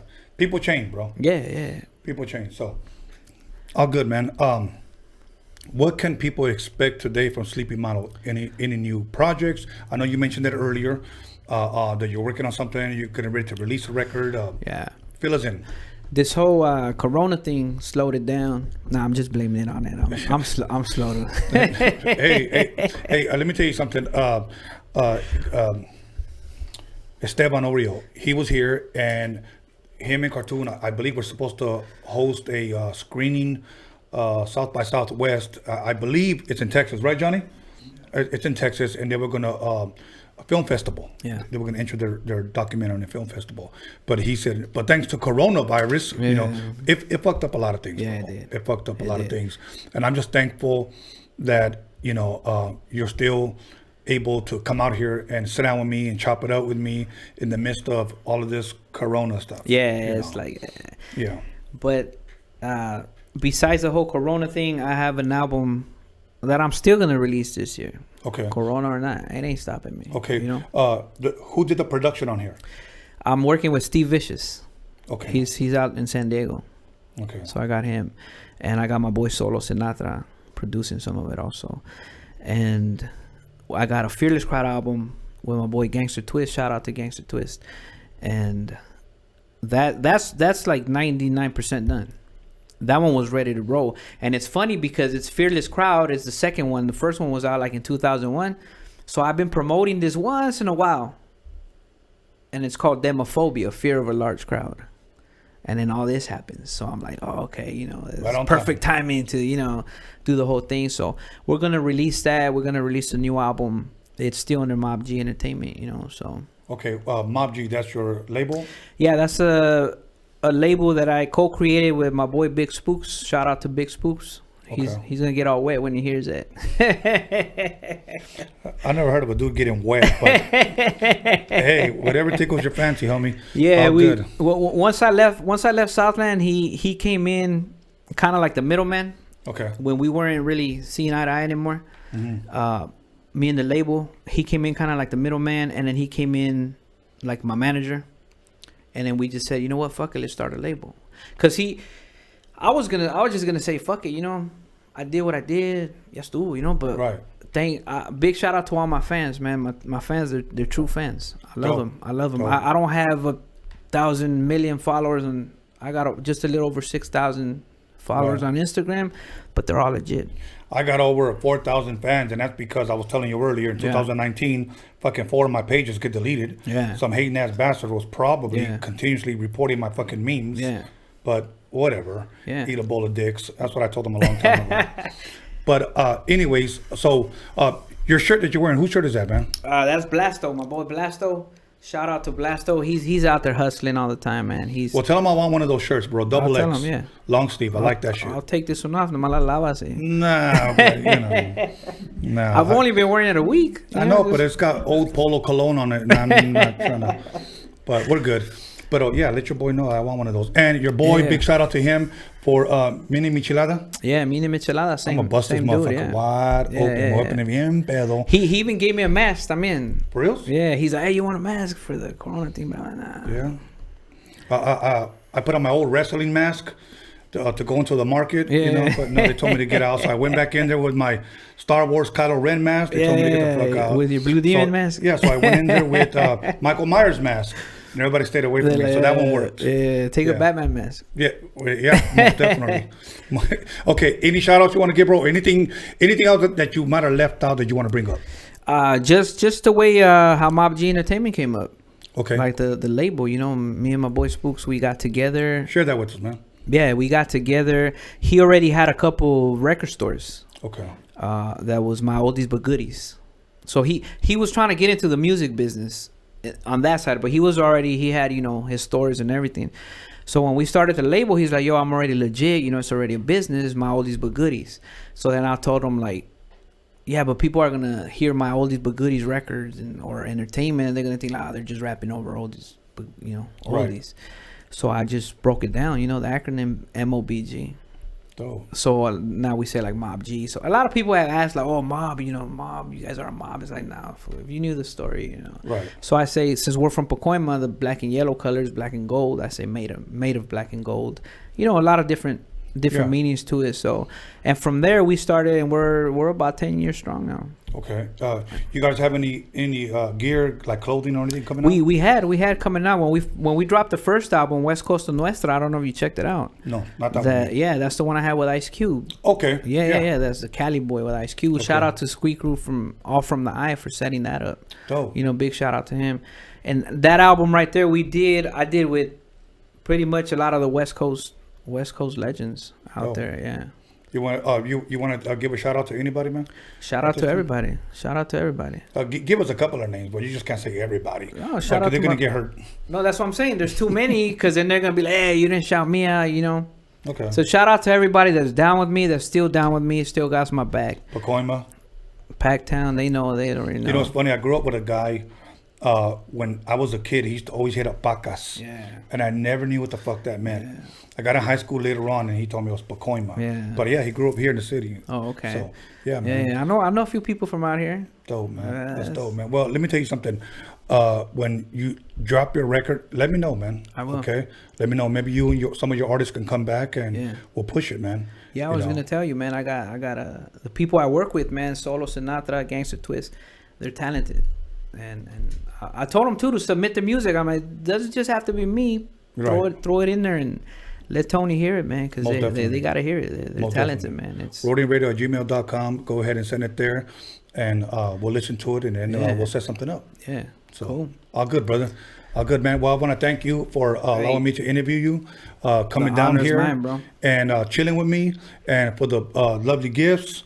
And I'm grateful, man. Yeah. So, any last words? Just shout out to everybody again. Shout out to everybody again. Once again, everybody, call somebody, text somebody, slap the shit out of somebody, let them know that they're in Vegas is in the motherfucking building. Okay, we'll be back after 10 minutes. Take us away, Johnny Boy. Thank you, Sleepy Malo.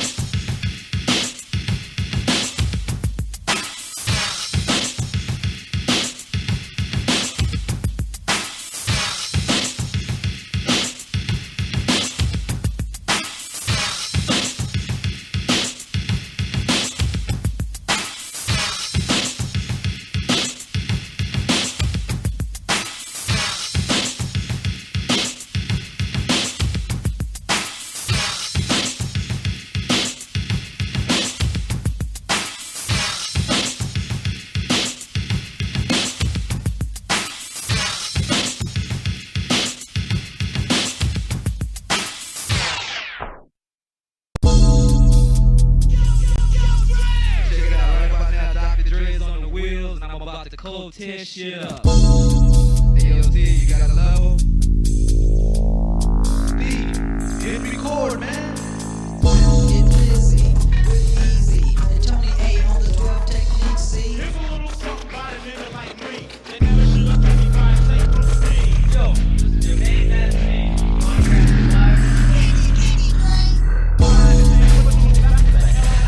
You don't like Tony A? Well, I'm rocking shit out of the Roadium.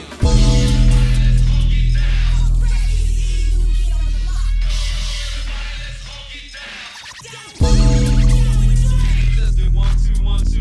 Right about now, you ain't even tracing the motherfucking. Drop that, baby.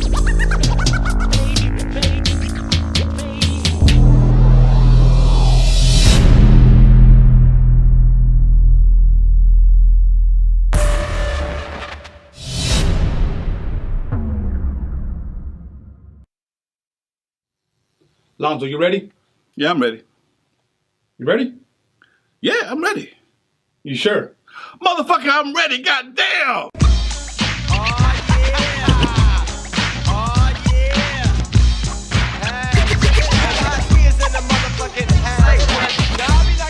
Like it ain't shit, cause I'm a player motherfucker named DJ Quick.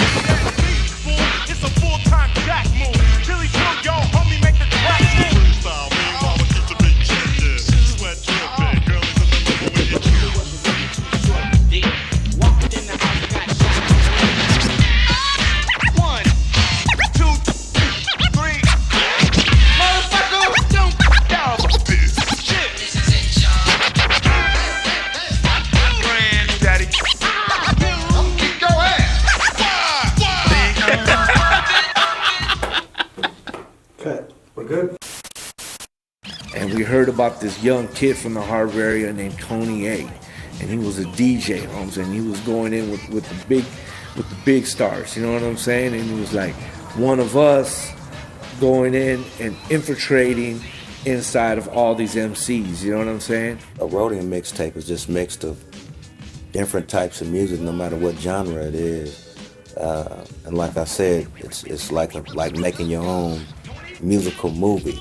When La Raza came out, man, even the amount of sales of the single of La Raza that got moved out of the Roadium was crazy, bro. And that song just got played and was played in all the stands over there. And I was blessed to go back one time even to see it, and I want to say in 91 or 92. Although they were not black, they were Oriental, Asian, whatever you want to call them, they were cool.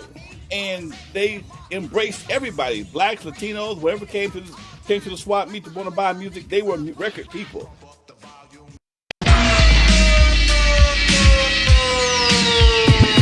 Ice Cube getting dumb at the Roadium with the funky drum, and you know my man Steve can get some. With a fool like Tony A when he plays stupid dope shit by WA. You wanna spray? Dumb motherfuckers, no doubt. And sucker DJ, get the fuck out. Tony A. What did you say your name was? What did you say? Tony A. I have won 1 million battles. Lights, cameras, action, sound. Give me that mic, I'm about to go down. Thinking of a master plan.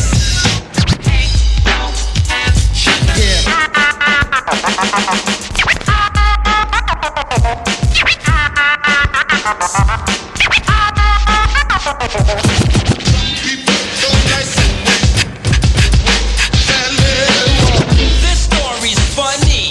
I met this girl and she had money. Welcome back, everybody, to Roadium Radio episode 49. And I'm going to reply real quick to 2 comments. One guy said that he was in a used dick pump and he only used it a few times. Somebody here wanted to know how much.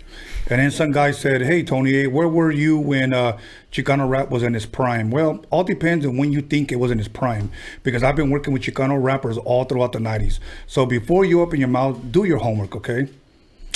Anyways, let me go ahead and promote the Roadium Mixtape DOCUMIXERY. Once again, get it 20% off. Use the promo code TRMD20. TRND20, you get 20% off. So we'll be taking some more comments, but for everybody that's commenting, please keep it up. This shit is hilarious. So without further ado, please allow me to introduce my special guest, Darren Vegas. Come on down, brother. Hey, thank you. How you doing, man? Good, man. Great. Yeah. How was the drive coming over here? It was fast. Really? We got here early, man. We had to cruise the neighborhood real quick. I was like, shit. You know, it's funny. When I posted your flyer, people were saying, who's this guy? Who's this guy? And I said, tune in. Wait till you hear this man's history, because there's a lot of us for years that have done so much behind the scenes that we were just never the type to say, I did it, I did it, I did this. We just kind of let our music speak for itself or whatever. Yeah.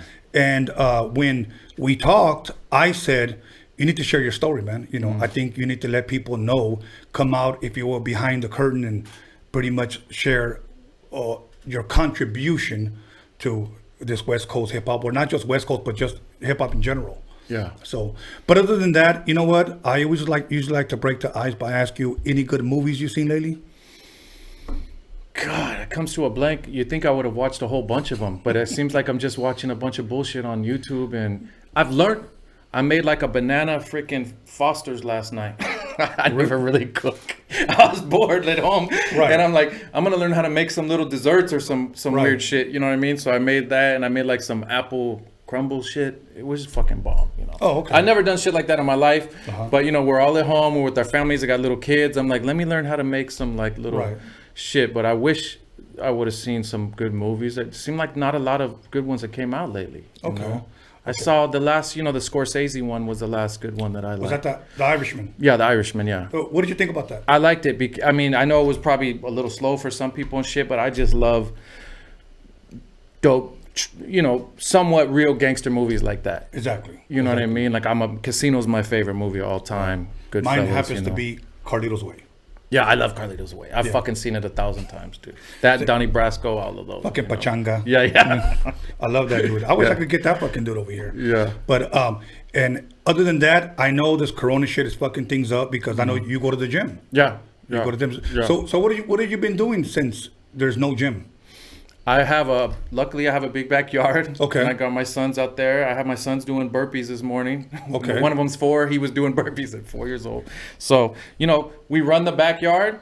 I do like a whole routine. I do push-ups, jumping jacks, sit-ups, all types of shit. Because otherwise I'll go fucking crazy. I've been working out my whole life, like 5 days a week. I'm not like some huge buff guy, but mentally and just, you know, it's just. You have a routine. I wake up every morning. I do something. That's the first thing I do is something positive. Then boom, then I go hit the studio, you know? Right. And so the good thing is that now I'm able to work out with my sons. Right. And they were actually doing, my 6-year-old counted off 20 push-ups yesterday with me on the ground. Bam, bam. I was like, fuck, this is great for them. And they love running. Right. You know? It's a good thing, that especially, you know, when you work out with your kids. For example, my son, Brian, Beast Gallus on Instagram, he's watching right now. When we go to the gym, he's the guy that spots me. Yeah. And I spot him. Dope. And everybody thinks we're like brothers. And I'm like, that's my boy right there. That's my son. No, you guys are brothers. No, dude. That's, you brothers. Yeah, that's my son right there. That's good. I started early because I wanted to be a young dad. Yeah. You know? Yeah. So, but other than that, let's jump right into it. Where were you raised at? I was raised in Huntington Beach, Orange County. This whole time? Well, I lived all over Orange County, but I grew up in Huntington Beach. And, you know, when I started to get into the music scene, I guess I was in high school, like 15, DJing for all the house parties. I was bringing people from other places to Huntington Beach to come to these parties. Like, the parties were the shit. Right, you know, right. So like, you were DJ? Yeah, I started out, me and J-Rock. I don't know if you know J-Rock from the Beat Junkies. Yeah, we used to DJ together when we started DJing, like when he was like 17, I guess, 19. Maybe I was when we started so together. You were oh yeah, I do it all, man. Yeah. No First shit. I played the piano. Okay. Then drums. Then you know, I would sing shit and stuff like that. But DJing was my first love of hip hop. Okay. Now let's back up just a little bit. Growing up in Huntington Beach with your mother and your father, what type of music was played at home? You know, everything from freaking Earth, Wind and Fire to freaking Neil Diamond to Barry Manilow to, you know, all types of Elvis, you know, all types of stuff. I veered towards. I remember I I remember Earth, Wind, and Fire, I think, was my favorite band when I was a kid. Wow. You know, and like the Whispers, who I ended up meeting later in life, you know what I mean? Wow. And stuff. But I liked like that disco-y funk music. Okay. You know what I mean? So What do you think, or who was it that you saw that encouraged you to start moving into the DJ, you know, realm, if you will, to start DJing? God, it was the thing on 60 Minutes, man.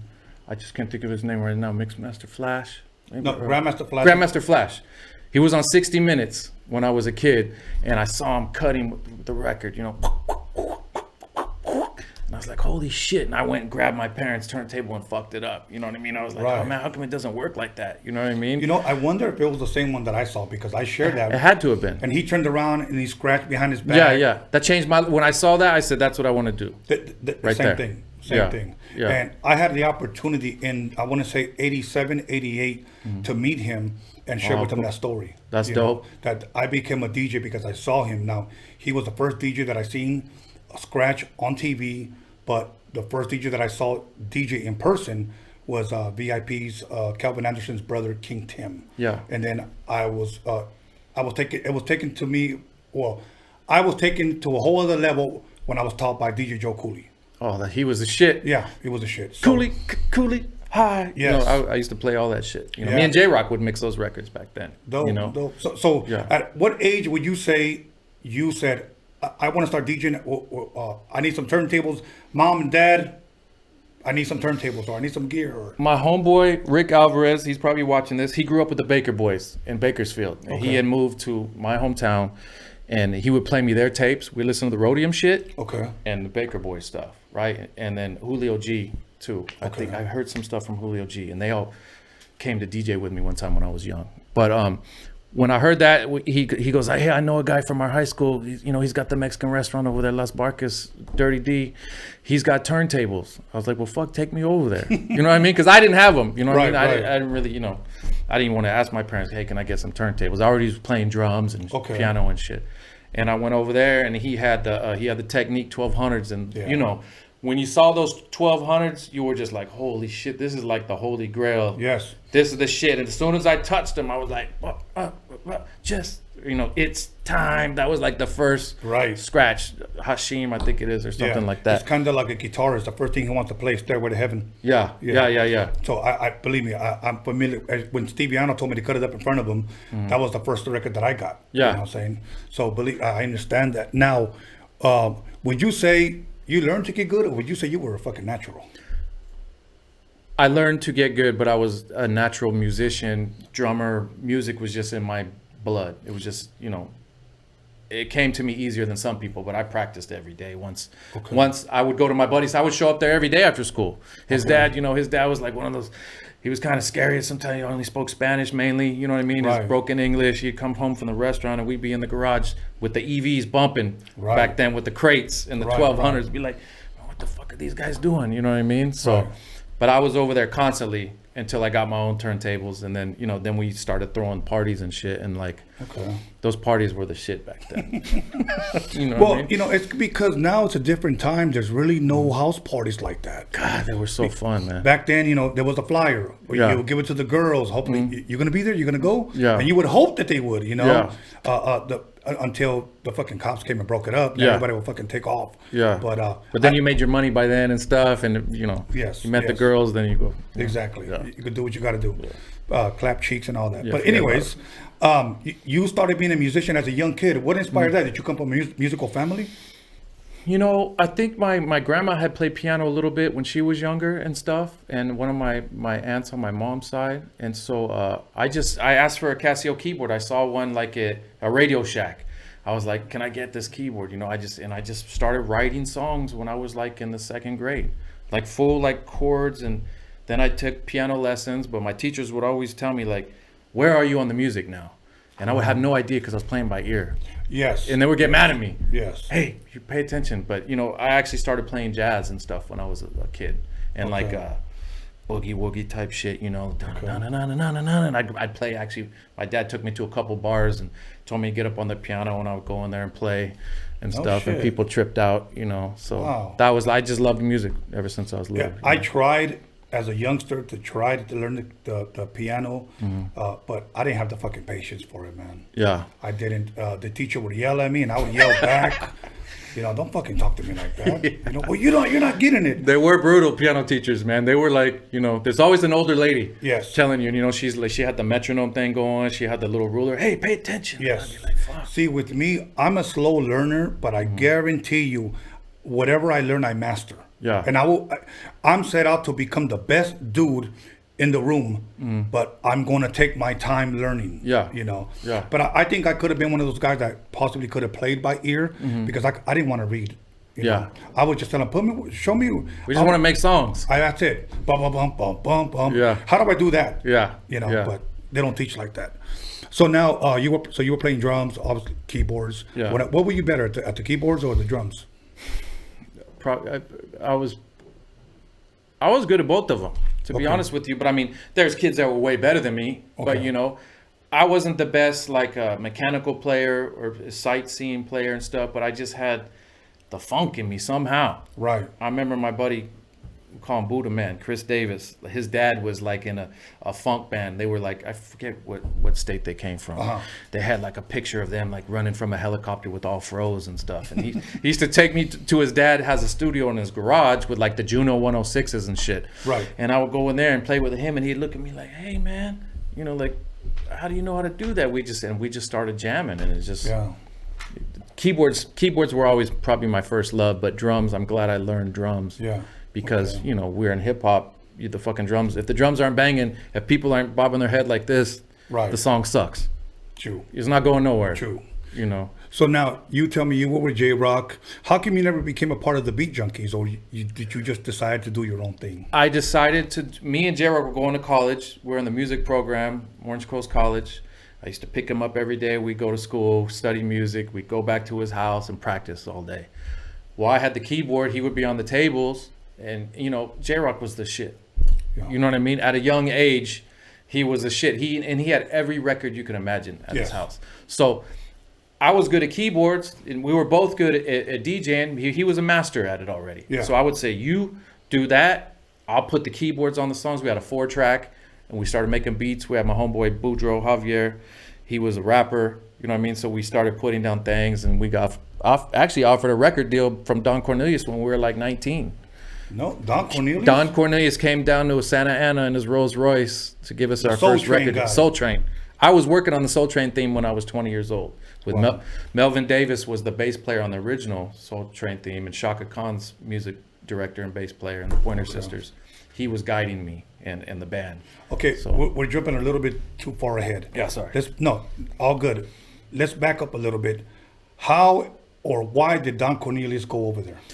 Because Melvin sent him our music, and when he heard it, he loved it.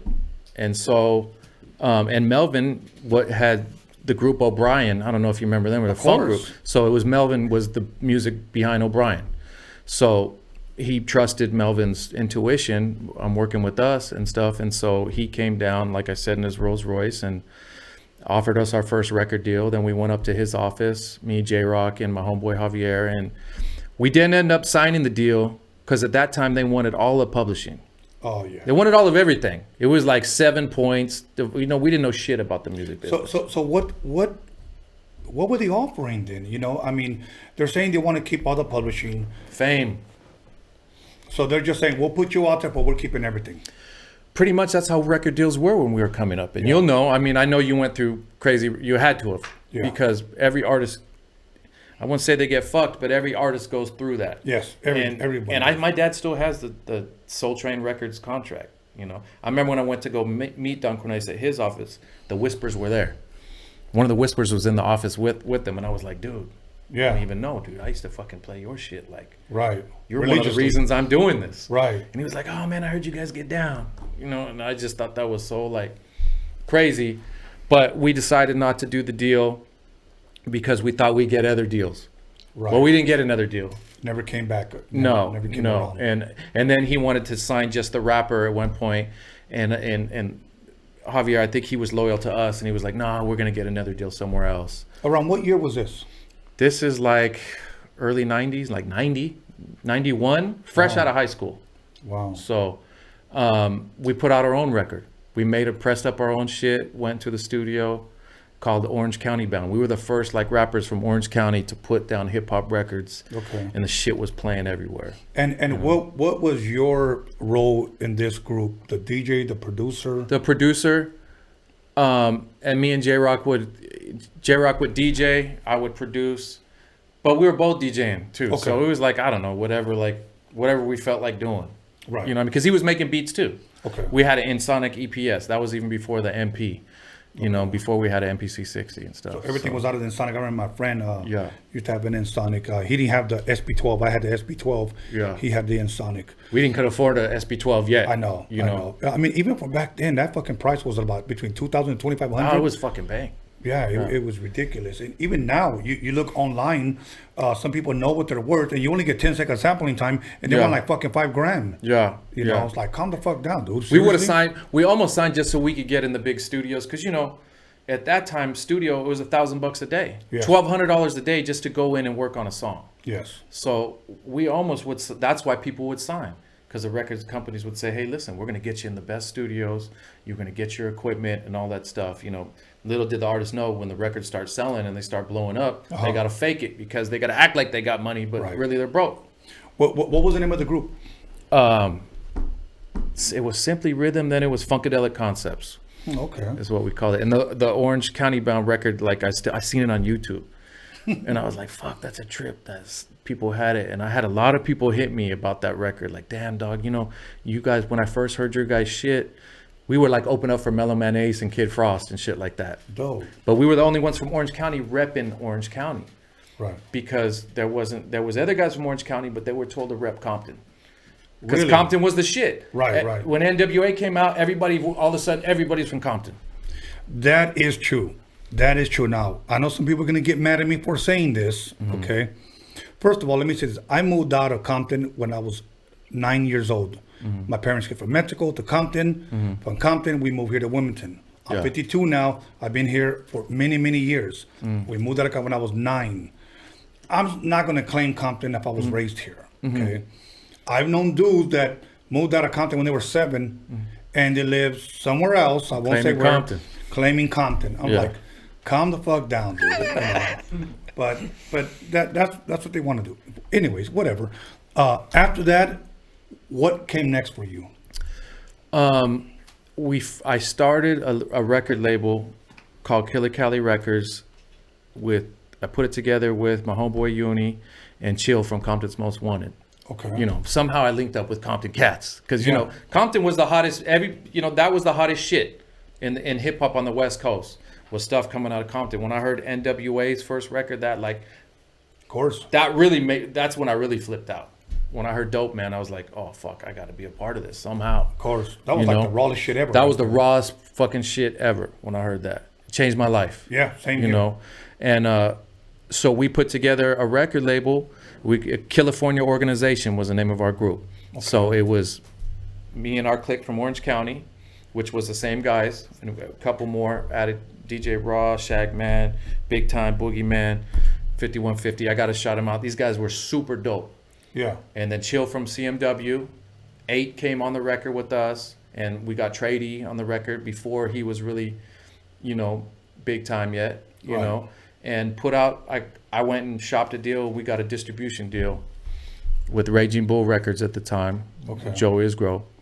And how old were you still at the time? Were you still like a teenager? 22 or 23, okay. Probably, you know. Okay. 24, I think. Now let me ask you this. What motivated you to, like, at that age, I want to start up my own fucking record label? Because after we didn't sign the deal with Don Cornelius, we shopped a deal. We would bullshit. We would call companies and say, like, you know, we'd use fake voices and shit. And somehow, my buddy is Italian dude, grew up with him, Joe. He would call and get a hold of the vice president of Warner Brothers. He'd get us in these meetings somehow. And we walk in and see these young guys like, wait a minute. And he would pretend he was the manager. He wore a suit and shit with a briefcase and shit. Shit was crazy. But we didn't get a deal. Nobody wanted to sign nobody from Orange County. The first thing would say was, you know, you guys aren't from Compton, right? Or they kind of like wanted us to say we were from Compton. I know. And we were like, no, fuck, we're not gonna fucking claim Compton. I know. You know what I mean? We looked up to all those groups, But we were just like, nah, fuck, we got to keep it real. We're from Orange County, dude. And people kind of laughed at that at first. Orange County, motherfuckers don't rap in Orange County. Right. In their mind, Orange County doesn't sound tough. Yeah. I get it. Yeah. I understand. Yeah. But it wasn't good business. How can I sell this type of deal? They couldn't sell it. Right. Yeah. So from there, you start up your own record label. Who did you guys end up just release a compilation? Is that what it was? Or? It was California Organization. So it was our group that we formed. Me, Chill. There was like 5 or 6 of us. Okay. I produced the whole record with and Chill got on there. I actually taught Chill how to play the keyboards back then. Really? He didn't know how to play the keys yet because Slip had always done their music. Yeah. And he had the ear for producing. And so me, him, and my homeboy DJ Raw, we produced the record together. Fucking best time of our lives making that record. Wow. And if you listen to that record, it's fucking sick record. We sold over 300,000 copies on the streets through Raging Bull, but we bought up bus benches and had California bus benches, the baby blue bus benches. We were supposed to get $4.25 a record. It was a distribution deal where they put up the money for the marketing. Well, guess what? When that happens, you never recoup somehow, even though there was no video, no music video, no fucking hardly any marketing. Somehow we didn't recoup. We didn't get paid a fucking penny off that record. And that's one thing. I'm sorry to say this, but I'm sorry to cut you off. My apologies. No, but good. That word recoup. Oh It's my a key God. word, man. Yeah. Well, we did your video. We put you in magazines. We flew you here. We got to get that money back before we pay you. That's what that means. Yeah. So. We never recouped. They ended up claiming Chapter 11, the record label, so nobody got paid. Jinx was over there at the time too. Really? Yeah, Jinx had a deal there too. I remember meeting Jinx in the office and we were talking. I was like, did you get paid yet? He's like, nah, did you guys get paid? Like, we didn't get fucking paid, bro. Wow. You know what I mean? So that was the record industry. Yeah. You know, I've been through I lecture at colleges sometimes now. I've been through every record deal you can imagine, from production deals, distribution deals with my own label where you bring in the money, they do the marketing. You know, I've helped artists get signed to record deals. You know, I've negotiated for people. I had a publishing deal and shit. You know, so it's just like I've seen it all. Right. And the fucking shit that goes on in the music business is fucking crazy, man. Yeah. Everybody tells me now too, oh, I just want to sign a deal. I'm like, no, you don't. No, you don't. Especially in this day and age. You don't have to, you don't need a record label. Why would you need a record label when you can get a record done for so cheap? Right. And you have all these ways to promote your record on social media. You know what I mean? So I mean, because back then our social media was okay. We got to get you on rap sheets. We got to get you on rap pages. We got to get you on Source. We got to and they're MTV Raps and shit. Yeah, they're saying they're paying for all that. We don't really know if they are. And you don't know what they're paying, and they're always bumping up the numbers. Creative accounting, you know. So exactly. So, wow. So now, at what point did you start like, okay, you know what? All I want to do is just produce, or because if I'm correct, you also engineer now. Yeah, I engineer. Well, because I would always be in there on the mixing of the records because I knew how I wanted my kicks to sound. Exactly. And, you know, and stuff. And then I had moved to the MPC, which was, you know, I made all those records on the MPC.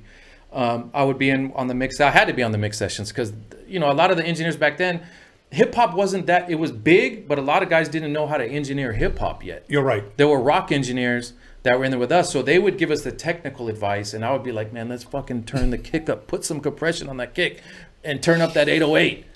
You know what I mean? That's a great point. Let me share that again. During that time, a lot of people did not know how to engineer hip hop, and that's why we gave credit a couple of days ago when Big Hutch was here, because Donovan Dirt Biker Smith knew how to engineer. That was his sound coming out of Audio Achievements. We had a guy that was literally trying to EQ our kicks, hats, snares, samples like a rock band. Yeah. And I was like, it don't sound right. It don't sound right. It don't sound right. So, yeah. And then he was like, why do you want so much bass? Motherfucker, I want to hear the boom. I want to hear that. Yeah. But why? Yeah. Just fucking do it. Like, believe me. Yeah. So I started engineering at a young age. I didn't know what the fuck I was doing. Right. I didn't know about the mathematical things as far as the reverb and delays and all that shit. I just knew by feel. And then, you know, they would help me and I would like, you know, I want this to sound like this. Okay, this is this knob. You know, and it was no computers then. It was all SSLs or whatever board you were on. Right. You know, the only engineering that I would say I probably did was I EQ'd a little bit. I never really got good because I remember somebody told me this, and I don't know whether this was good or not. Advice. He said, when you spend time engineering, many times when you dive full into it, you start losing a little of the creativity when it comes to production or even DJing that you want to do, because now you want to, I got to get that snare, I got to get that tambourine, I got to get that fucking open hat, I got to get that crash or whatever. And then after a while, you're not even really into production. You just want to make sure the song sounds clean. You could get lost in the mix. Yes. Totally. So I would tell them what I wanted. We would hook it up, get it banging. I would leave the room purposely. Would tell them, do your thing. And then I would come back in there and it would be sounding fucking awesome. And then I'd just get in there, tweak little things, turn up this background. Or a lot of times they would have the dub and trips on the vocals too loud. And there would be clutter in the rap. I'm like, no, we just want these tucked, you know? And then that's how I would mix. Because I learned that too. Back then, because it took so long, because we weren't on a computer where you could just throw some plugins on there and shit. You got to go dial the shit in. Yes. You know? Yes. And so, plug it in. Oh, yeah, you got to patch it all in too. Yes. Yes. So, you know, kids today, dudes don't know how good they have it. No. It's so easy to engineer your own records now compared to back then. And in a 2-inch reel with you could only put 3 songs on there. Yeah. You know, yeah. so, yeah, no. One thing, the only thing that I would do was like, okay, go ahead and EQ it and I'll tell you what I want. Okay, cool, that's good. And then what I would do, I would just put my mix on NS10s and then I would just get all the levels. Yeah. And then if you want to add some delays or whatever, go for it, dude, whatever. Yeah. But now, at what point did you start getting calls, or if you will, hey, I need you to produce my song, or hey, I need you to come to my record label or whatnot? Because what a lot of people may not know, you were at Ruthless and you were also at Death Row. Yeah. Okay. Yeah. How was it leading up to Ruthless first? I mean, how did Easy hear of you? Easy, when I went to Ruthless, say I had met those guys. I remember my homeboy Lamont, a shout out. He took me to the pool party back in the day. The ones that you see in the movie. The infamous pool party. Shit was crazy. Okay. You know. Share a little bit about that, man. I mean, naked women. Everywhere. Take biddies. Yeah, crazy stuff going on. I'm not going to really get into detail, but I remember talking with DOC there. I met him because that's when his record was out. I was like, dude, he's dope. You know what I mean? Yeah. I remember talking to him. I remember meeting Easy, and my homeboy Lamont, his sister was friends with Dr. Dre.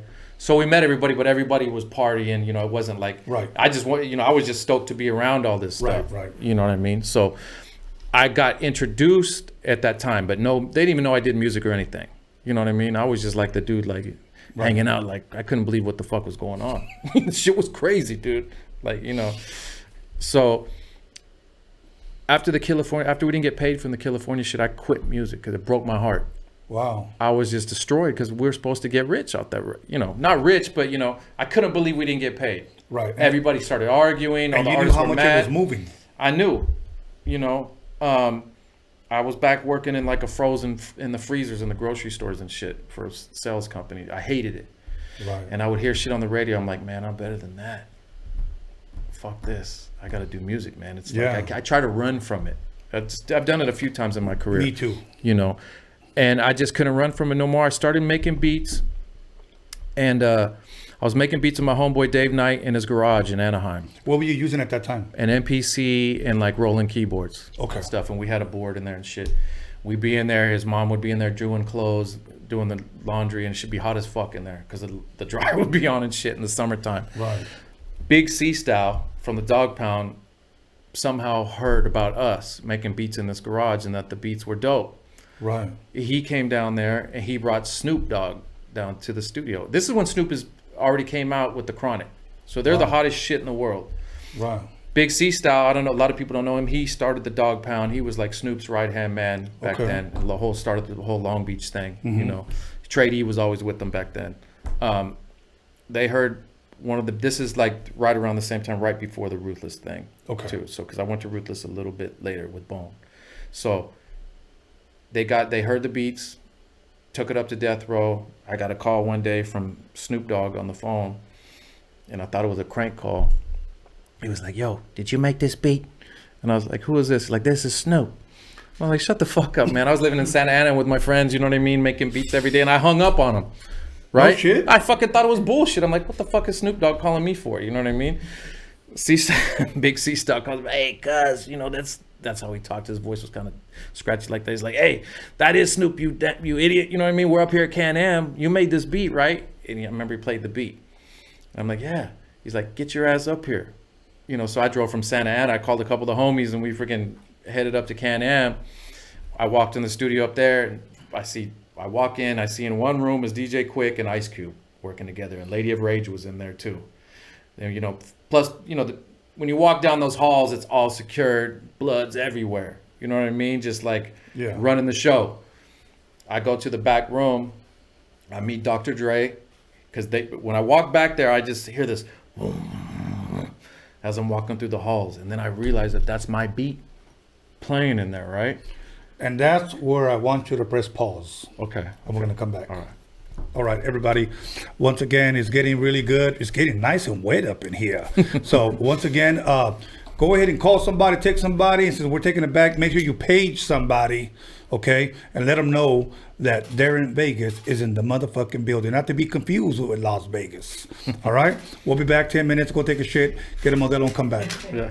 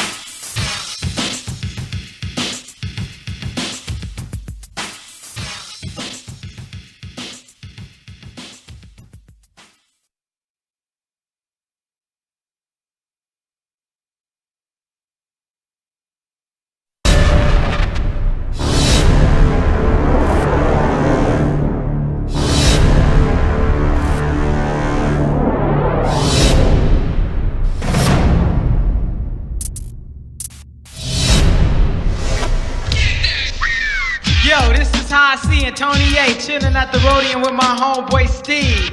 Be on the lookout for our new 12-inch. The shit is dope.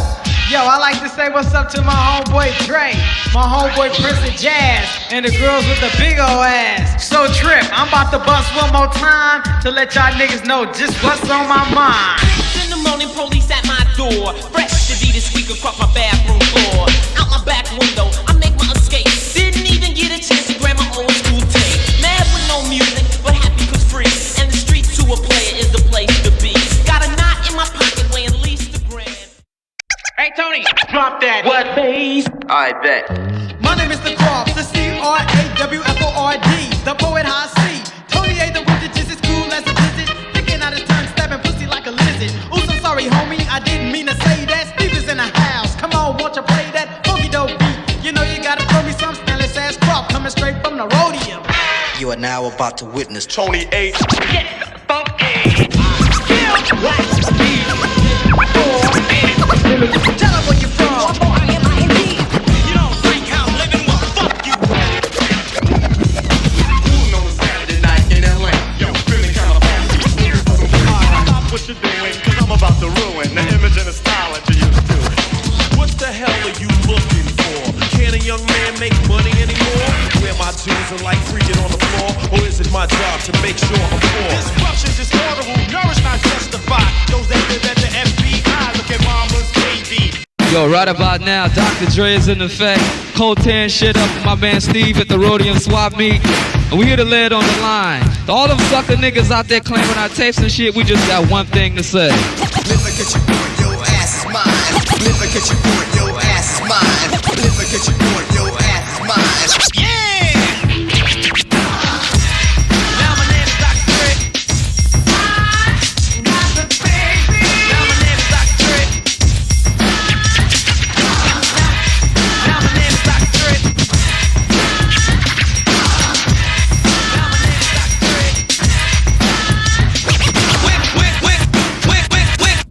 Went to a party in West LA. Wanna learn a new dance, that's what you say. Well, here's a new dance that can't be matched. So just dance to the flow, do the catch. Here it come, here it come, here it kitty come, come. Here it come, here it come, here it kitty come, come.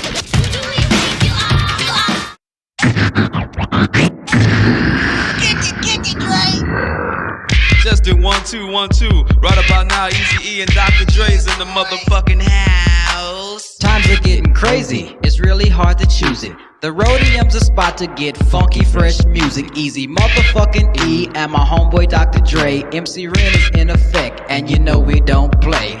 The Roadium is hitting, but you know you can't leave until you get a deaf ass tape from Steve. Oh Steve, oh Steve, oh Steve, just give me just one more tape. Oh Steve, oh Steve, oh Steve, just give me just one more tape. Oh Steve, oh Steve, oh Steve, just give me just one more tape. Oh Steve, oh Steve, oh Steve, just give me just one more tape. Yeah, man, I came all the way down to the Roadium swap meet, man, to pick up one of them NWA tapes, man.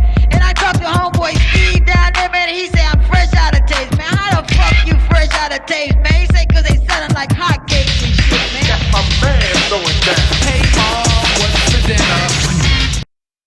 Hey folks, it's your boy Lonzo, the Godfather of West Coast Hip Hop, and I'm kicking it live with my man Tony A. Check out his latest documentary on DOCUMIXERY.com. It's the bomb. It's all about my man Steve YANO and his contribution that he created from the Roadium swap meet that's still alive right here on Redondo Beach Boulevard. Check it out, y'all. DOCUMIXERY.com. My man Tony A. Much love, y'all. Much love, Steve. Peace.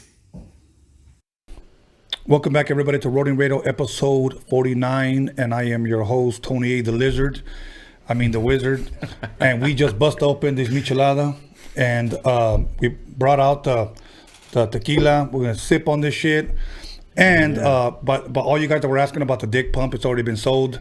So it was used 3 times. The owner called me and told me, so that's pretty much it's over. So, anyways. Brother, I served you a little bit. Well, let's sip on it. Salud to the coronavirus, homie. Oh, shit. I'm going to sip, chase down some michelada now. Got it. While I do that, you're walking down the hallway. You hear a boom, boom, boom. Talk to me. It's so funny because it's so clear in my mind, but it happened a long time ago. You know what I mean? it was one of those moments like in hip hop that you never forget and shit, you know. Yes. So I'm walking down the hallway, I hear, you know, because the system was insane at Can-Am back in the day. Yeah. That's where Dre was making all those records, you know. So I go back there, it's my beat playing on the thing. I see Snoop sitting in there smoking weed. I never seen so much weed smoke in my life. Because when I walked in there, you could barely see. It was dark, and there was pit bulls running around on the ground, just loose. I was like, what the fuck? They got fucking pit bulls in the studio, right? Yeah. So I'm just sitting there at the keyboard, kind of just listening to the music, kind of, you know, I didn't jump up on the board like, hey, I'm running this or nothing like that. It's my But how beat. many people were in there, would you say? 30. It's fucking packed. DJ Pooh was in there. Snoop was in there. The Dogg Pound was in there. Dr. Dre was in there. The LBC crew was in there. Then you got the homies in there. You know what I mean? And I brought like 4 guys with me. Yeah. Because, you know, I didn't know what I was walking into. You're going to death row. You hear a lot of shit, you Right. know. So I walked in there and I remember Dre came up to me. He was like, is that you on the keys right there? And I was like, yeah. He's like, man, that shit's dope. And I was like, oh, shit. You know, Right. To me, that was like, Dre, I'm sure he probably doesn't remember that shit. But to me, that was a big moment. Yeah. You know, because NWA was one of my biggest, Yeah. you know, aspiration. When I heard their music, it like changed my life, you know. So anyway, we cut the record. It was the same day they cut Beware My Crew. So LT was in there too, LT Okay. Hutton. Somebody, somewhere, you know, that song. So it was supposed to go on the LBC Crew's album.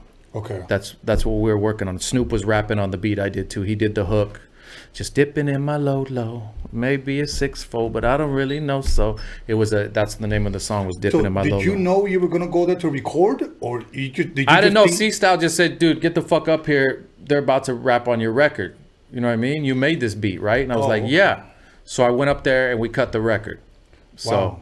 and I was stoked. I was like, shit, that's big right now. You know what I mean? Yeah. Then a guy by the name of Zap from Compton, he's from Fruittown. He grew up with Second to None and Quick and all them. He knew all them real good. And all their older homies and shit, Black Tone and everybody. He was a friend of mine because he liked my music too. So we built a relationship. He introduced me to a dude named Big Jake. Jake Robles. He was DJ Quick's manager at the time. Okay. So he came down to my apartment in Santa Ana and he wanted to manage me. So we started developing a relationship. He had heard the California stuff. He knew I did the song with Snoop. Right. He brought Red Rum with him down there. Mhm. So I started doing a beat for Red Rum on the spot, and he was like, dude, that shit was hard. He's like, I'm gonna introduce you to Suge. I want you to come up to Death Row, and I want you to sign a deal with us. So this will be your second time going up there with. Yeah, so I went up to the office. They were getting the contracts ready. Suge wasn't there at that time, that day. I met, dude's name was Black. Uh-huh. He was running the promotion at Death Row. So I met everybody at Death Row. They said, we're getting your paperwork together. We want you to do a deal. Big Jake was going to be my manager. He was a good dude. I remember him just coming down to my spot in Santa Ana and just smoking a joint on the couch and just listening to music, like telling me like the moves that he was going to make for me. And he was Suge's right-hand man. Right. So he said, look, I'm going to go to Atlanta. When I come back from Atlanta, we're going to sit down with Suge and iron out the deal.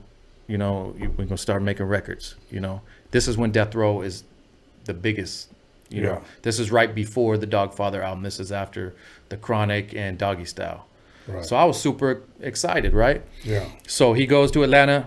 He hits me from out there, and then all of a sudden I don't hear from him. Right? And I'm like, fuck, what the fuck is going on? It didn't, because he was super excited too. I was going to be his new producer. And then I get the call from Zap, and he's like, dude, Big Jake got shot in Atlanta. I'm like, what do you mean he got shot? He's like, dude, he didn't make it, dude. He died. And I was like, what the fuck happened, dude? He's like, he was with Suge at a club, and like Puffy's people were out there and shit. Some shit popped off, and somebody shot him. So there goes my deal. What the fuck was going through your mind, brother? I fucking, you can be on, it had already happened to me once with the California shit where we had the record, we're number 11 on Billboard, the shit fell through. Now I'm there, I'm waiting for my deal to be done. As soon as he gets back, he never comes home. You know, R.I.P. Big Jake. He was a good dude. He managed Second to None too. I think he was helping manage them too at the time. So I didn't even meet Suge at that time. I get a check. The song ends up coming out on Doggy Style. It didn't go on the LBC Cruise record because something got held up with their record. I think probably who knows what. Right. Tons of dope music was put on the shelf at Death Row because of deals and different things, or people waiting in line and shit. So the good news was, a lawyer calls me up. He's like, I saw the Dogfather record come out, and I heard my beat on there, right? And it was called Traffic Jam. The dude was on there. This is the Traffic Jam, boom, boom, boom, boom, boom, talking. You know, this is Right. W Balls or whatever. You know, Right. And the, you know, part of the song is playing and shit. You know, dude hits me. He's like, hey, a lawyer. He's like, meet me at the Supermex parking lot or some shit. And I went over there to meet him, and I was working a regular job again. Everything fell through. He hands me a check for $10,000. He goes, this is a buyout. You know, we know your song's on the thing. You want to accept it, you could accept it right now. I fucking hugged the dude. I was like, $10,000? Are you fucking kidding me? You know what I mean? So Right. I'm back. You know what I mean? Right, I quit my fucking job the next day. I went and showed my dad the check because I'd been getting ripped off from record labels. You know, I was hustling, making money, doing records for, you know, this guy and that guy, you know. But $10,000 at that time for me was a game changer. You know, Right. I took that money, I got some equipment, started making beats. I didn't hear from anybody from Death Row, you know what I mean? And then that's when, you know, shit was going on, like crazy shit was going on. That's the whole West Coast, East Coast beef.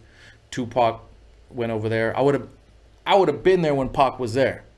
Yeah. If that deal would have gone through. Yeah. It didn't happen.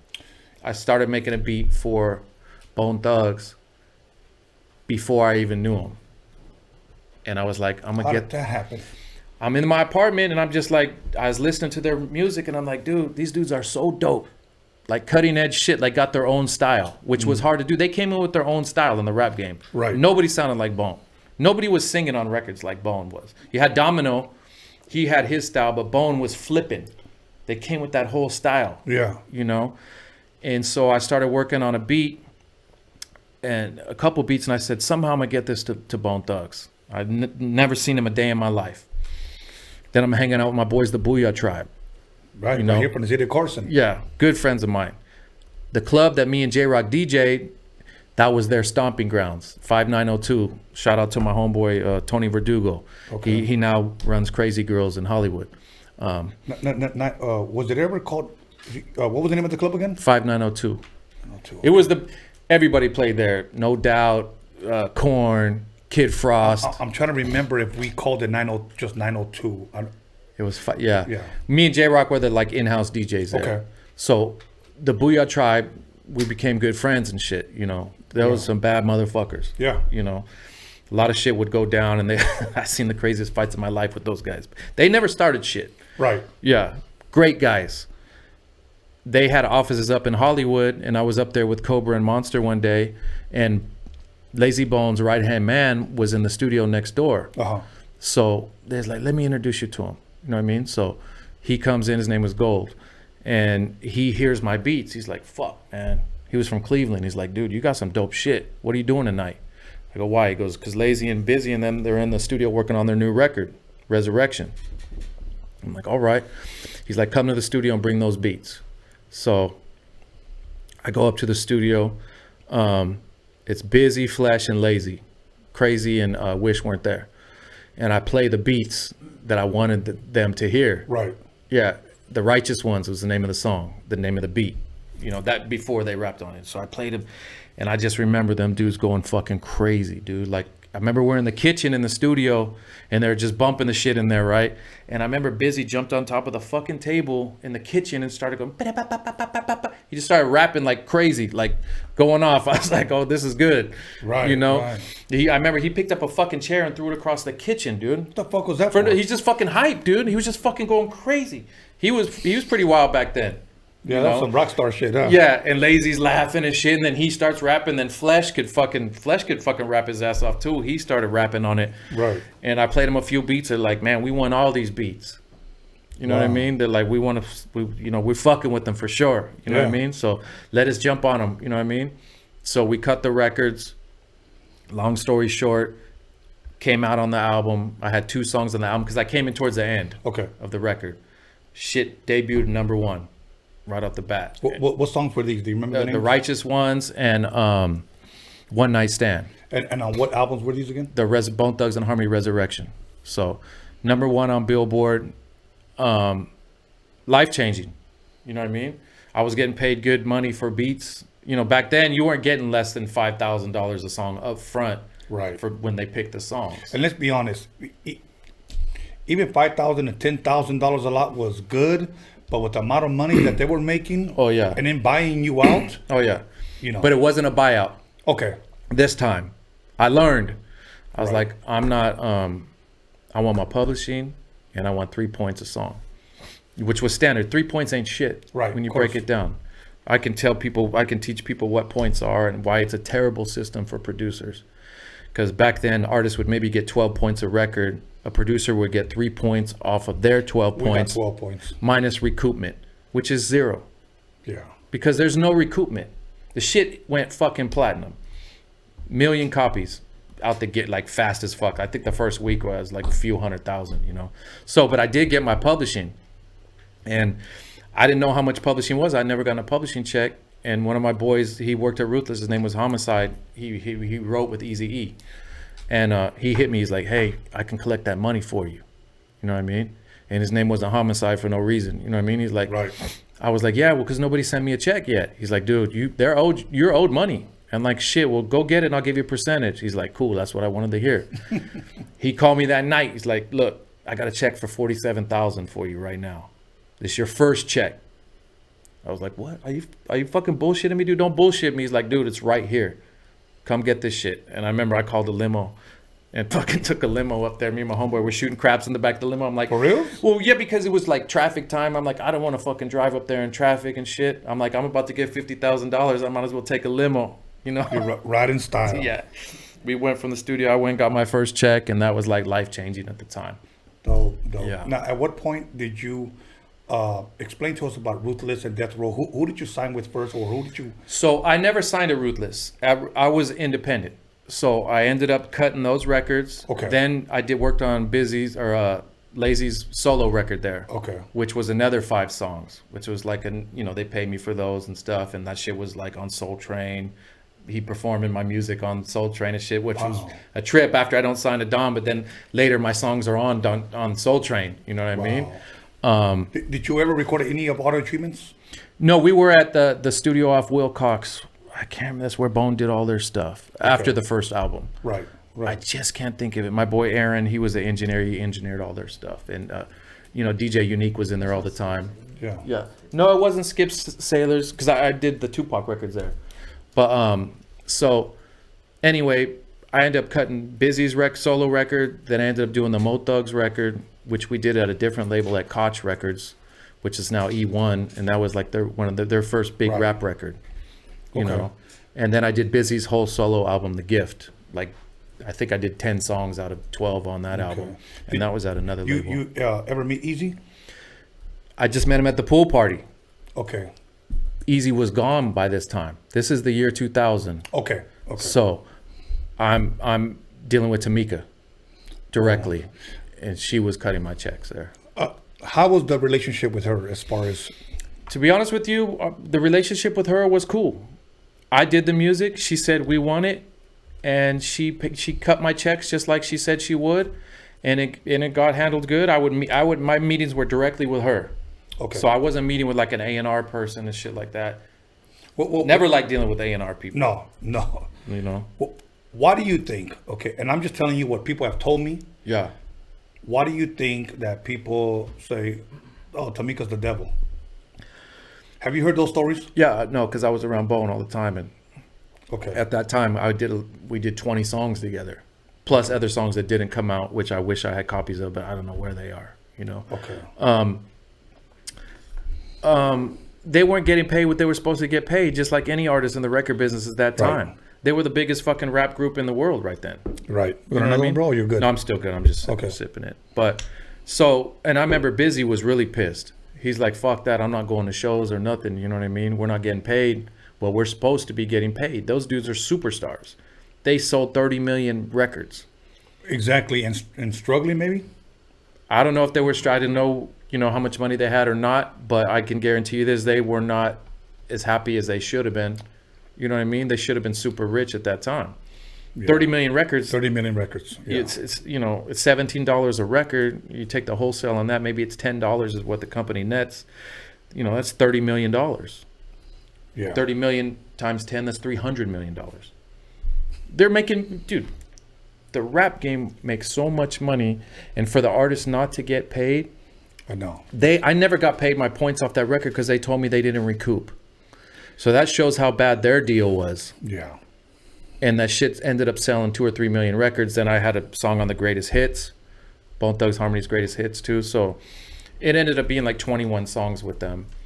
The crazy part is I never worked with Crazy and Wish, because at that time they were all doing their separate things. Lazy had Mo Thugs, Busy did his thing. So I worked with both of them, and did all their records. But Crazy and Wish weren't at the studio when I did that. We all met, we would hang out at the videos and stuff like that.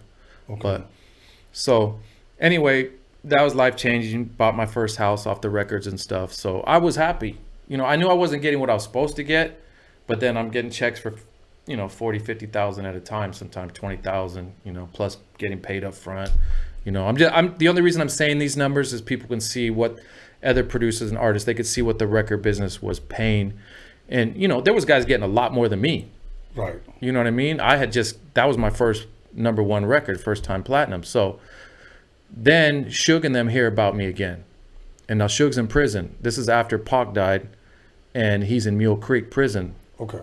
He hears that I got the #1 record in the country with Bone. So he asked to meet me again, because the streets were talking about, I was doing beats for everybody at that time. Then I was like dipping in this studio, that studio, you know, shit was good.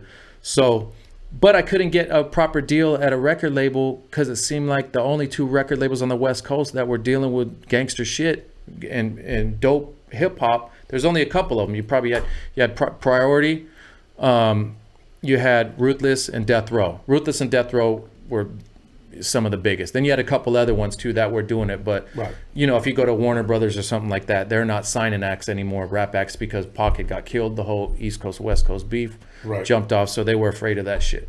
So I was like, let me go meet with Suge. Right. So at that time they flew me to prison, you know, to go meet Suge at Mule Creek State Prison. Now, before you went, obviously, did you have to get some paperwork done for it? They had to clear me to go there. Yeah. Okay. Yeah. So they cleared me to go there. I go to prison to meet him, you know, talk about like a trippy moment in life. You know what I mean? What did you do? Hello, Suge. No, I'm actually inside the prison with them, walking around the thing. Really? Eating, yeah, because, you know, Suge had pool there, I'm sure, somewhat. He had a cane because I guess he had a knee injury. Of course, you had to play the part. Yeah. So I'm in there. We're eating hot wings from the machine and like in the thing with, you know, all the other inmates and visitors in there. It's not through a phone. This is a prison, so it's like you have real contact. So me and him are just walking around the thing talking, and Big C Style went up there with me actually. He had a deal with Dogg Records, and I was also at this time, I produced a whole record for Crooked Eye, which a lot of people know if you know West Coast hip hop. We're gonna get into that after the Suge story. Okay. Okay. So that's another reason I'm there with Suge, because of Crooked Eye's record. He heard I produced that record too, and he was signed to C Style through and Daz's label, Dogg Records, through Death Row. So we talk. He says, "Look, I want you to be the new head producer of Death Row." Is that what he said? Yeah, this is verbatim. You're going to be the new head producer of Death Row. I want to blow you up like as big as Dre was blown up. He goes, if anybody can do it, I can do it. I'm going to be out of here soon, and we're going to take this shit over again. You know? He goes, I want you to get out and work with Hutch. He was over there too. So Hutch was there. He wasn't heading things up yet, but I think he was about to. Yeah. So, and it's funny because at that time I told him, I said, you know, I'd like to do a record with Mexican artists at Death Row, through Death Row, but my own label. I go, that's one part of the deal I would want to have too, because I think we should have our own company, you know what I mean? Yeah. Dealing with independent artists. Now, this is really before there was a lot of Mexican rappers out there. Now, hold that thought. I have to announce to the people that are watching that you're half Mexican and half white. Half white, Spanish, Mexican, and a bunch of other stuff. Okay. On my dad's side, you know, where it comes to white, Irish, German, all that. Okay. You know. So, and I just saw that there was talent out there and that they didn't have a place to go. And he was like, oh, you know, I fuck with Mexicans too, so that's cool. You know what I mean? He's like, I'm with it. Yeah. He's like, look, the first project you're gonna do is these Tupac records and the Dog Pound 2002. Mm-hmm. I'm gonna give you the Pac shit. I want you to run with it and make the beats. And I was like, shit, I'm with it. He's like, I'm gonna give you $50,000 up front, just to let you know I'm for real. And then I want to sign you to a. That's how we talk it, Patty, like that. And I want to do like a production deal with you. I'm gonna blow you the fuck up. You're gonna get paid every month. I'm gonna give you a salary, and you're gonna get paid per record when they come out. You're gonna work with the best artists in the world. Think about it, but don't think too long. Let's write it out. And kind of did it on a napkin, kind of. You know what I mean? So I left there, and I was tripping on the way home. I was like, damn, I'm about to go work on these Pac records. Because in my mind, people had told me, maybe you shouldn't sign to Suge. You know what I mean? You shouldn't. You know, people get fucked up over there and shit like that. Right. I don't know if I was dumb or what, but I had no fear. I was like, I don't give a fuck. I want my music to come out. Right. I want to be with whoever is going to push that shit. And if shit pops off, it pops off. Fuck it. This is what I do. You know what I mean? You know, if you really love something like the way we love music, yes, you're willing to fucking go 110%. Right. Like, fuck what happens. I'm going to make it happen. Right. So I went for it. Let me stop you right there and ask you a question. You ever meet Johnny J? I did. Okay. Yeah, in the studio. The reason why I bring that up is because you brought up Tupac, okay? Yeah. A month before Johnny J went to jail, I don't know if I've ever shared this on Roadium Radio, but I'm going to share it now. A month before he went to jail, he calls me. And I met Johnny J when he produced Knocking Boots for Candyman. Yeah. And back then, I think it was like a copper or bronze label, and Knocking Boots was on side B. Okay, this was before they got to deal with Capitol, if I'm correct. And I had told him, man, that's your fucking hit right there. You fucking sampled Betty Wright. You flipped that motherfucker. So he calls me a month before he goes to jail, and he goes, yeah, man, you know what? I'm going to go ahead and do a little bit of time, but when I get out, I want to use some of your production. He said, because I have about 60 to 80, this is what he said, Tupac songs. Yeah. And I said, you have what? And he goes, yeah. He goes, I got together with Tupac's mom. She's suing Suge for $100 million. And I was like, what the fuck? And he goes, yeah, I got a bunch of Tupac songs. We can do endless Tupac songs. We could take one verse from a song, bring another rapper in, second verse, bring a different rapper for the third verse. We can extend one song and make 3 songs. So he was telling me all this stuff, and I was like, all right, cool, man. You know, I get excited. Yeah. Okay, cool. Goes to jail. I go to eat breakfast one day. I open the newspaper, and he was in there. The story. Johnny J committed suicide, and I fucking couldn't believe it. Of course, then the theories, the conspiracy theories went out. Suge had him killed. Suge had him killed. Now, let me share this now, and I hope my boy's listening, and I hope he doesn't get mad at me for sharing this. One of my boys is a deputy there, and I will not mention his name. And he was the last guy that saw Johnny J alive and saw him commit suicide. So he said, put away all the conspiracy theories that Suge had him killed because the guy did it to himself. Yeah. He said, he's a good friend of mine. He was there. He was there a little bit more than he was supposed to. He was there, I think, like six months. And then he just jumped off, I think, a 3-story. That's crazy, man. Yeah, he killed himself. And it wasn't so much the money, but it was just this guy's life, man. This guy that lost his life. And why he did it, he told me, but I would never say anything. But anyways, brother. So back to you worked, did Tupac songs? I went to the studio to Skip Sailors. I think someone had mentioned that earlier.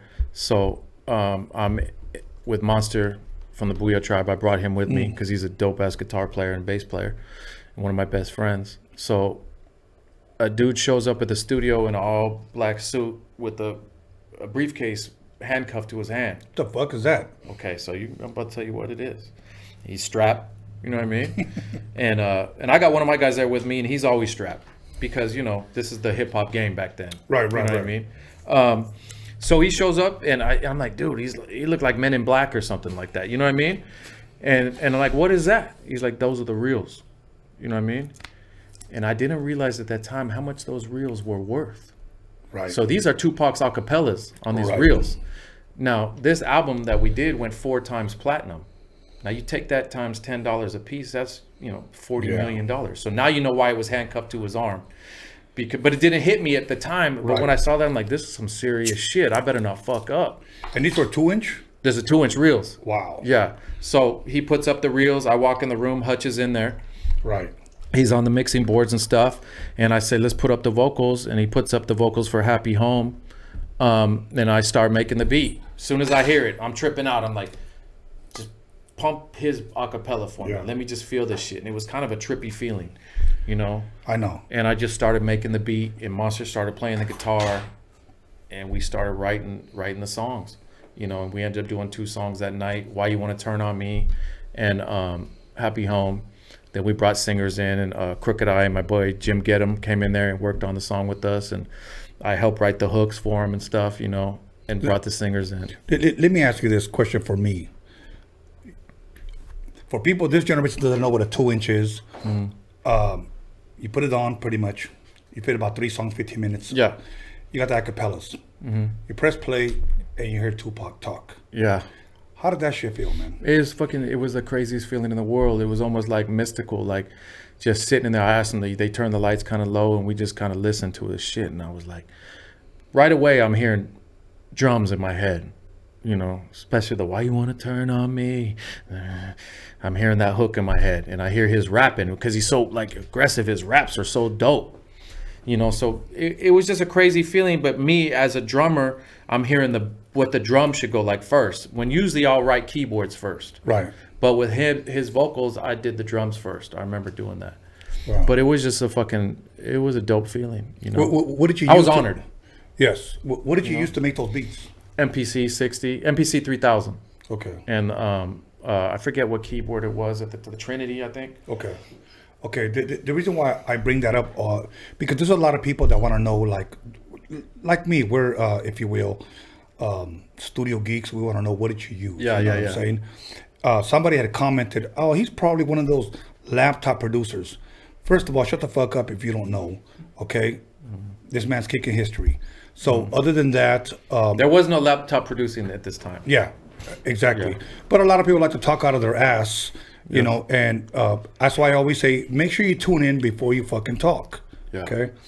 But anyways, other than that, so you do the Tupac's, how many... we did 2 songs that night, and Hutch had already been working on the project when I had met with Suge. And so those songs, then I had meetings at Interscope and stuff, and they loved the records. I met with Tupac's mom, and I can't remember the lady's name that ran the label for her. Okay. But I met with them at Interscope and all the heads at Interscope and shit, and they played the record and they loved it. So that was a good feeling for me, because I was like, I hope they like it. You know what I mean? They loved it. Yeah. That shit drops #1. Boom. As soon as it drops, multi-platinum, so Suge is stoked. I go in and do the Dog Pound 2002 record, which at that time Daz had left. They were beefing, Okay. I didn't know all the insides, what was going on with that. I had worked with Daz already before on Crooked Eye's project. So I decided to sign to Death Row after that. Suge gives me the money. I say, okay, let's do this shit. I didn't sign yet. I just started making records. He's like, look, I'm just going to pay you to make the records. I'll get your contract ready. So then he comes out of prison. And I probably made like 150 records at Death Row. Like, really? He had me in there 6 days a week. He said, I'm going to put you in the best studio. I'm going to lock it out for you. I want all my artists to go in there and just start producing them. So 6 days a week, 12-hour day sessions. Fuck. I love those days. Yeah. And it was a time of my life, because I'm like, dude, of course, I'm getting paid to make music, and then Corrupt comes back. You know what I mean? He hears what I did on the 2002 record. I remember me, him, and Suge were in Vegas, and I met Corrupt for the first time again. Well, I met him once at Can-Am, but I don't know if he would remember me. Right. And he's like, and Suge played him the shit I did, Roll With Us from the 2002 album. And I remember Corrupt was like, holy fuck, Vegas, you doing all my shit. You're going to do all my shit, cuz you're going to do it all. You know what I mean? He was like, he loved it. And I looked up to Corrupt like he was one of my favorite MCs. Dope. So you ever meet Fred Wreck? I met Fred Wreck a couple times, like just in studio spots. But at that time, he was with Dre. Right. I'm with Suge. it's rival camps. You know what I mean? Right. Like if I would have had the opportunity to sign to Dre back then, you know, I would have. That was who I looked up to a lot. Of course. Suge is the one that I met with. You know what I mean? And Yeah. he offered me the deal, so I took it. So I'm with Death Row. Those other dudes are with Aftermath. You know what I mean? There was no like, that shit was heated at that time. Yeah. You know what I mean? Okay. Then I had a new manager working with me. His name was Buntry. He was Suge's right-hand man. Again, he's going to look out for me with my dealings, make sure I get paid when I'm supposed to get paid. I'm going to kick him a percentage. Right. And we're doing a lot of fucking songs, and I'm not getting the bonuses I'm supposed to be getting. Okay. You know what I mean? The Dog Pound 2002 went good. Then I'm working on Corrupt solo album, Crooked Eye's second solo album. And one day I'm at the studio waiting for Buntry to come meet with me at the studio. The night before, we had a little argument about, not me and him arguing, just arguing about some money that I was owed and shit. And he's like, I'm going to be there tomorrow. And I'm waiting at the studio for him, and he gets murdered that day. On the way to the studio. Shot right out of his shoes in Compton at the gas station. So that was my second manager that got killed. So that was supposed to be by accident? I don't know no, it was no accident. I mean, I don't know what, I mean, I heard later what happened and everything. And, Right. You know, and We'll leave it at that. Yeah. Okay. Yeah. Now, I got two more big questions. Well, number one, a lot of people hit me up this week on, ask them about Crooked Eye. How did you meet Crooked Eye? How did that develop? Or Big C Style and Dave, my buddy Dave, was working with Crooked Eye. I heard Crooked Eye and I was like, this dude is a fucking insane artist. Like when I heard him rap, nobody was rapping like that on the West Coast. Like the metaphors and shit that he had blew me away. Right. I was like, he's dope. I made some beats for C Style because he was signed to Big C Style, 19th Street Records. He bought 5 songs from me, 5 beats from me. So that was my first relationship with Crooked Eye. When Crooked Eye heard the beats, and me and him became like, just all of a sudden became like this. Yeah. Me, him, and another friend, Jim Gedham, who was one of Crooked Eye's boys from Long Beach, is super talented piano player. Like, you say any tune you want to hear, a church song or something, he grew up playing in the church, he'll play it.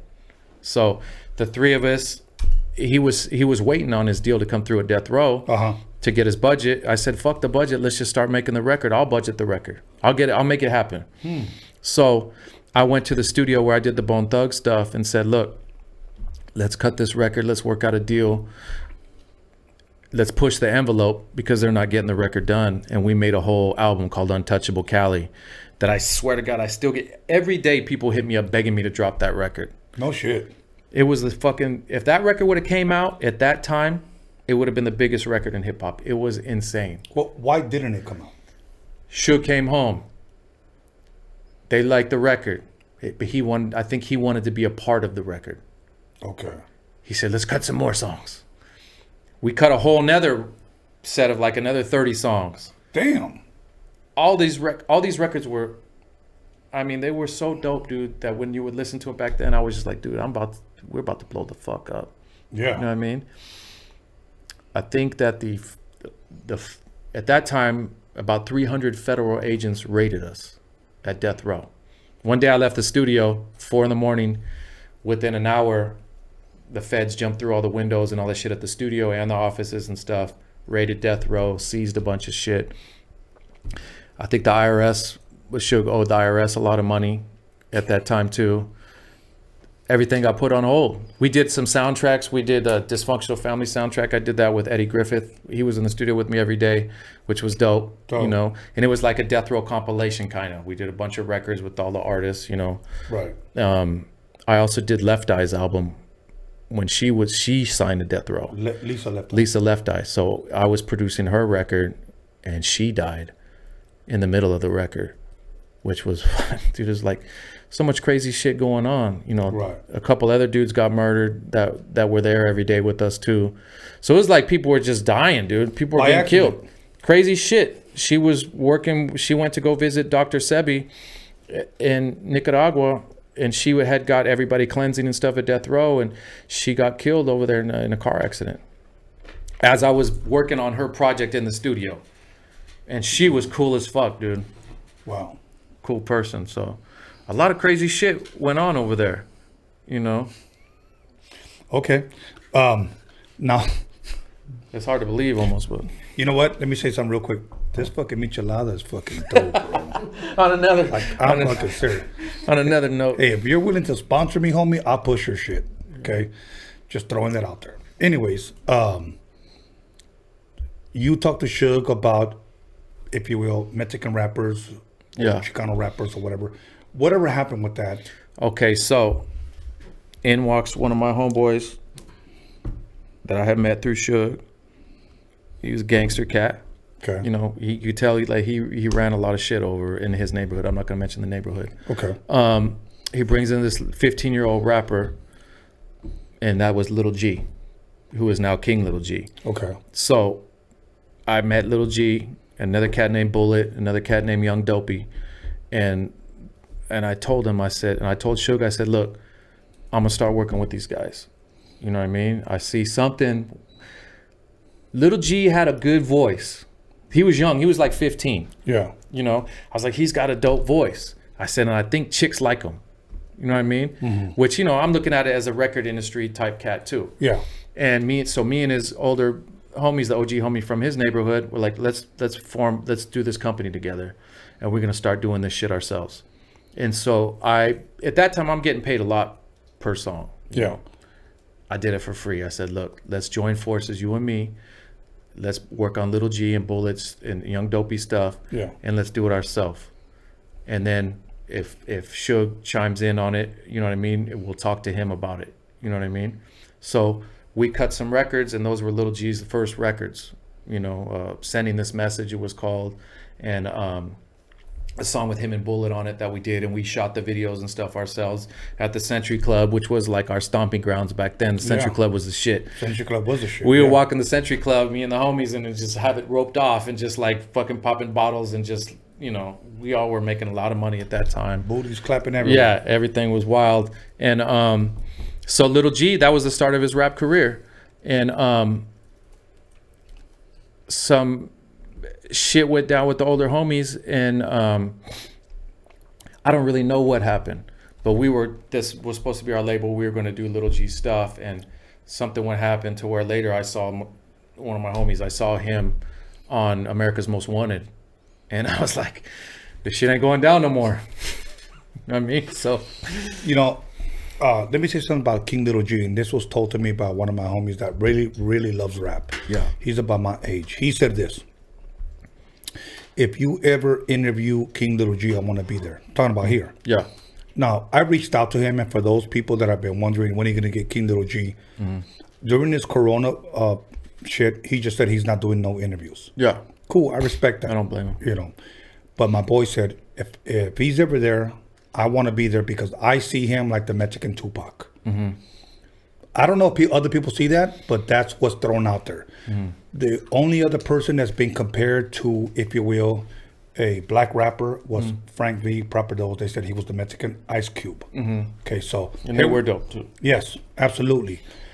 So now, let me ask you this, and I'm going to ask you, like I asked every other Chicano, you being a producer, why do you think Chicano rap or just Chicanos rapping have never reached that level of a Snoop or a Eazy-E or a Game?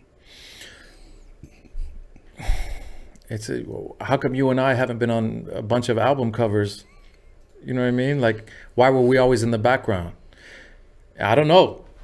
But I would say that some of the Chicano rappers at that time, there wasn't a lot of dope ones, but record labels didn't know what to do with them.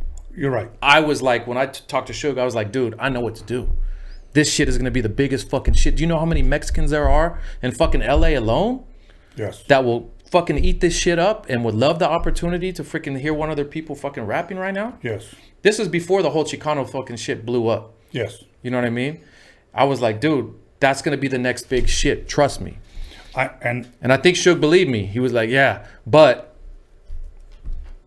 you know, you're right. It didn't happen. It was just, and I had told him, look, I want this to be our thing though, but we go through you through distribution because this has to be our shit that we own. Otherwise, there's gonna be problems. Because the cats that I was dealing with, they didn't play fucking games. Like if we made music and it got put out and we didn't get paid, shit was going down. You know what I mean? You had the vision, and so did Eazy-E. That, like you said, so many Mexicans out there. One of them's bound to fucking take off and take us to the next fucking level. Yeah. Because the ones that were in already in the early 90s, I'm sorry, they didn't do anything for us. We got to start with these new generation cats, take it to the next level. Yeah. And if I can shine light on the new generation here, I want to do that.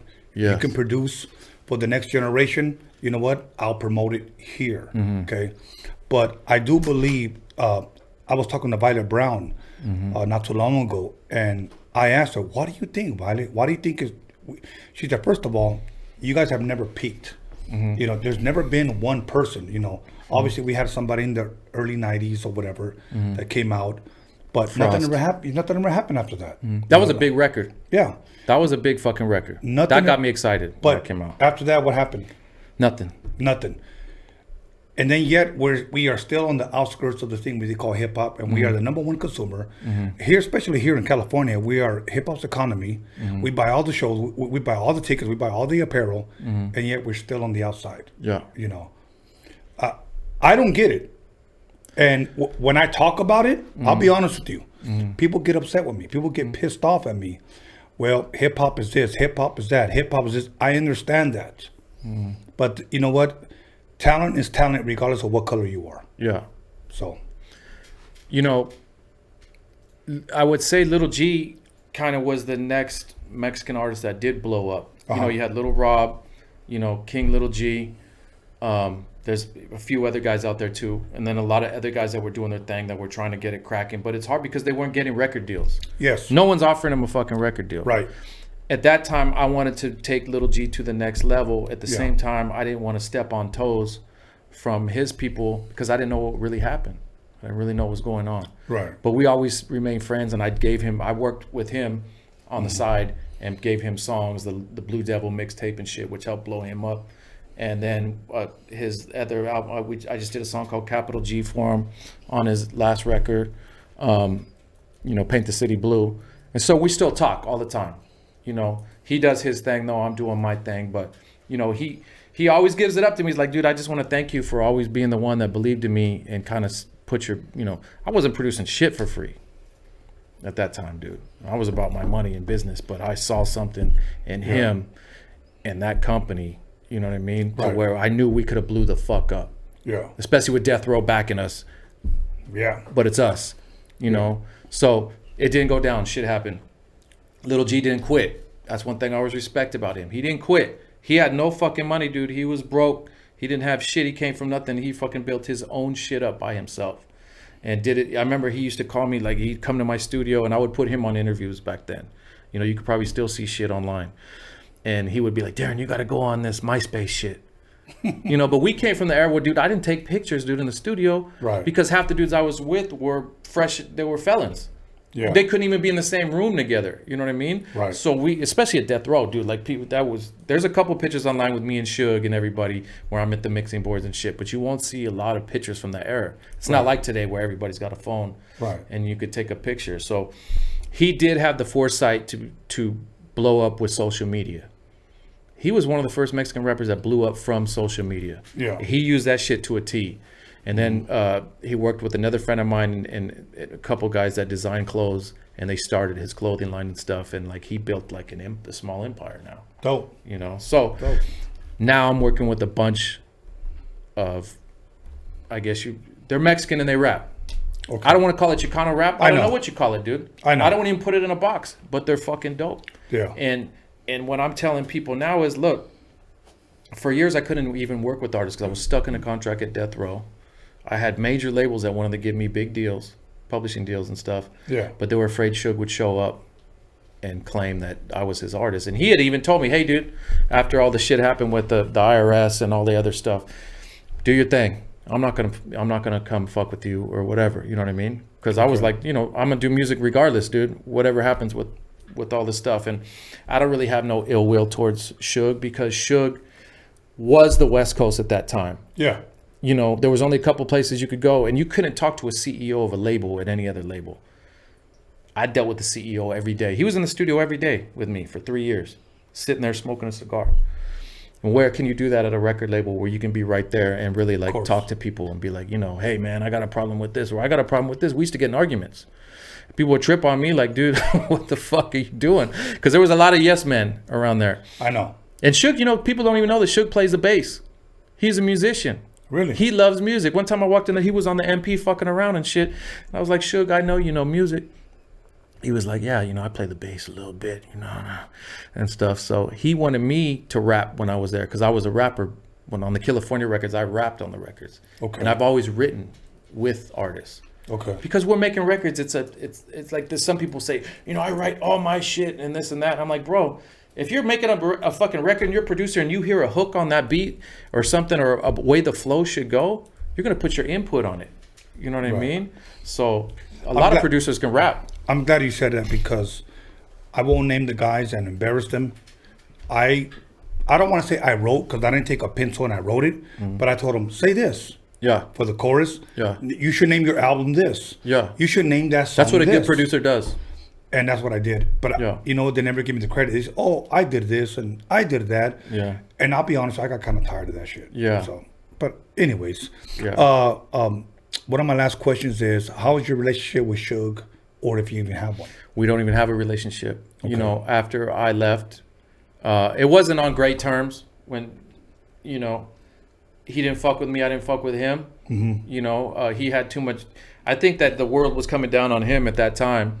Yeah. You know, I'm not saying he was a fucking saint or nothing like that either.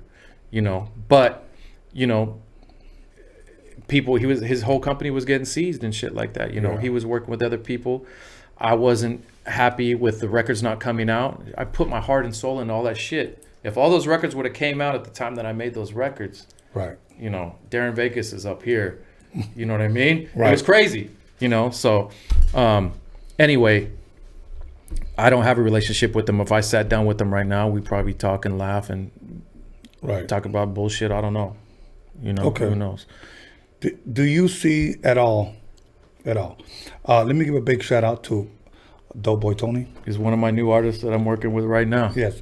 Let me tell you something. First of all, when I saw him driving that white truck, what the fuck's a 15-year-old kid driving this big ass truck? Because he got a baby face, you know what I'm saying? Yeah. When he's 60 years old, he's going to be the 60s. That's how Little G was too.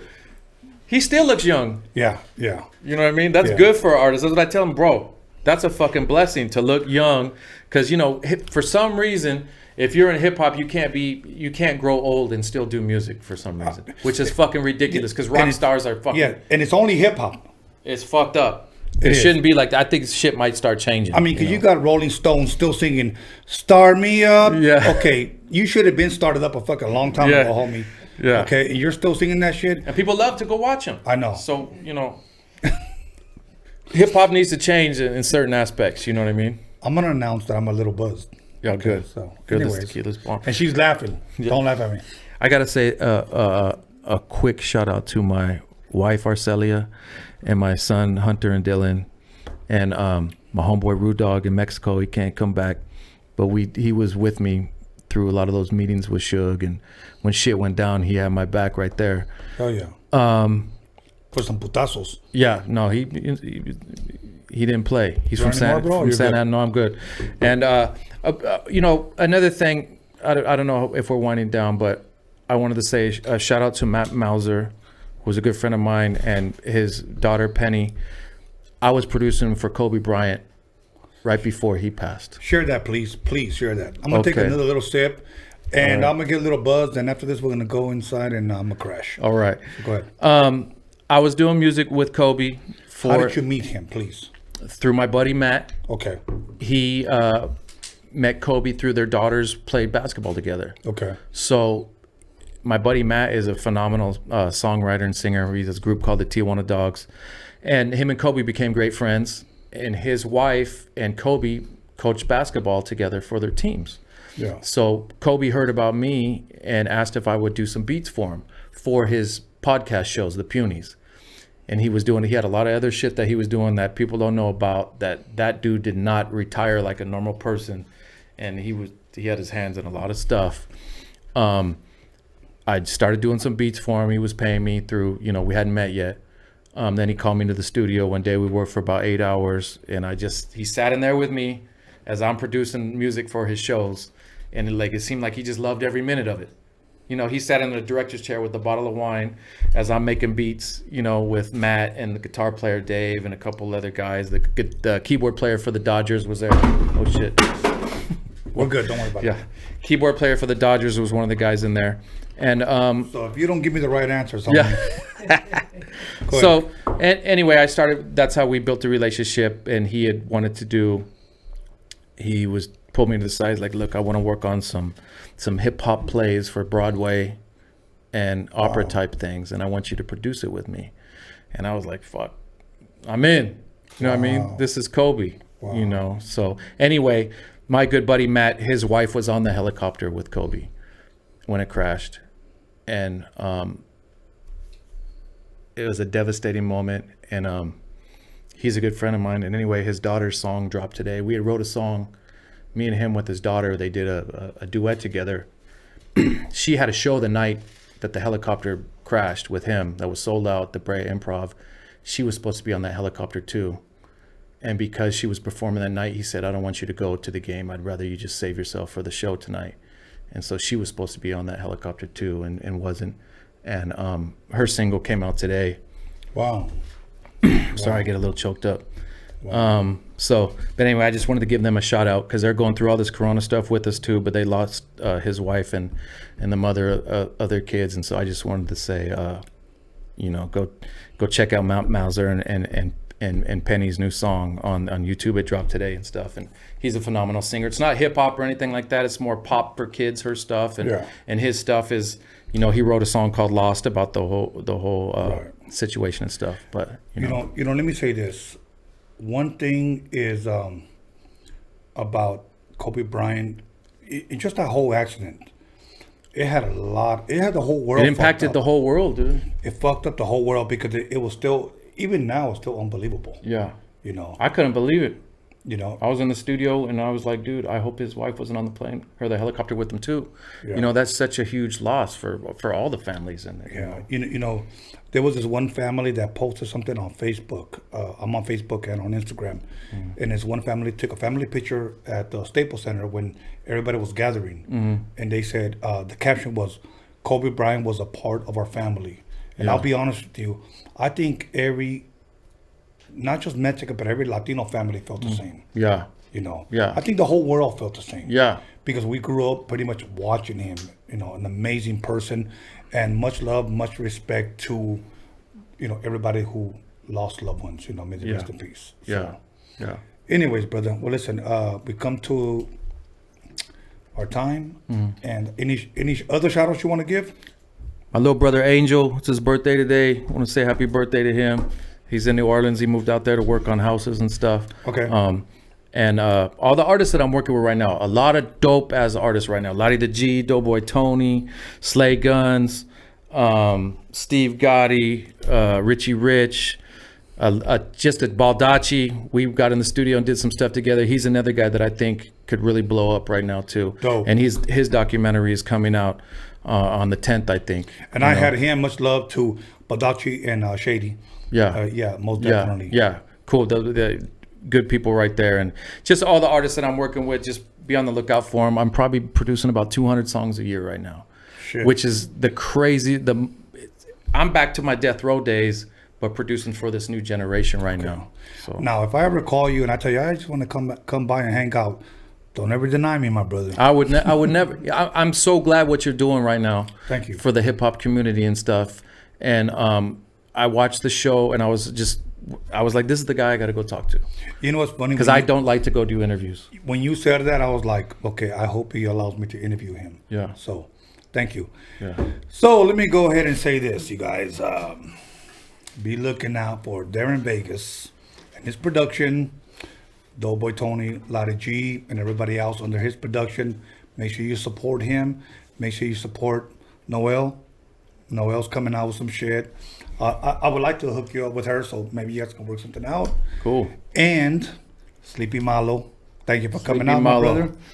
That's a good interview. Yes, I'm gonna go ahead and give my shout outs to John motherfucking Elkins. He's coming out with his anal bleach. Make sure you guys pick that shit up. Make sure you guys come out with the stripper glitter. Okay, that's fucking coming out. Red Bottoms, John Elkins. Red Bottoms is fucking coming out. Okay, John motherfucking Elkins. John motherfucking Elkins Strip Club will be opening soon, so be looking out for that date. Okay, and then we got D to the motherfucking G in the motherfucking building. Then my boy B Scanless, and then my brother Bolas. The reason why they call him Bolas because they had balls and they'll throw down with any motherfucker here in the neighborhood. So once again, much love and much respect to them, and then to my brother right here. They're in motherfucking Vegas, not to be confused with Las Vegas. Yeah, but I love Las Vegas. But he loves Las Vegas. So if I have to bring you back, you're going to come back. Yeah, for sure. Most definitely. For sure. And I'll have some more michelada mix. Okay. And some more tequila. Yeah. Maybe Patron Silver or whatnot. And then I just want to thank me. Okay. So once again, listen. As you should. Yes. Check this out. Sunday, it's Easter, Resurrection Sunday, whatever you want to call it. We're not going to have a show, but we'll be back next Wednesday with a very special guest. I bet you can't guess who it is. But Sunday, no show. No show. So next Wednesday, we'll be back. So stay up, stay blessed. Call somebody, text somebody, slap the shit out of somebody, clap some cheeks, and let them know that Darren Vegas was in the motherfucking building. Yes, and we sir. out. Yes, sir.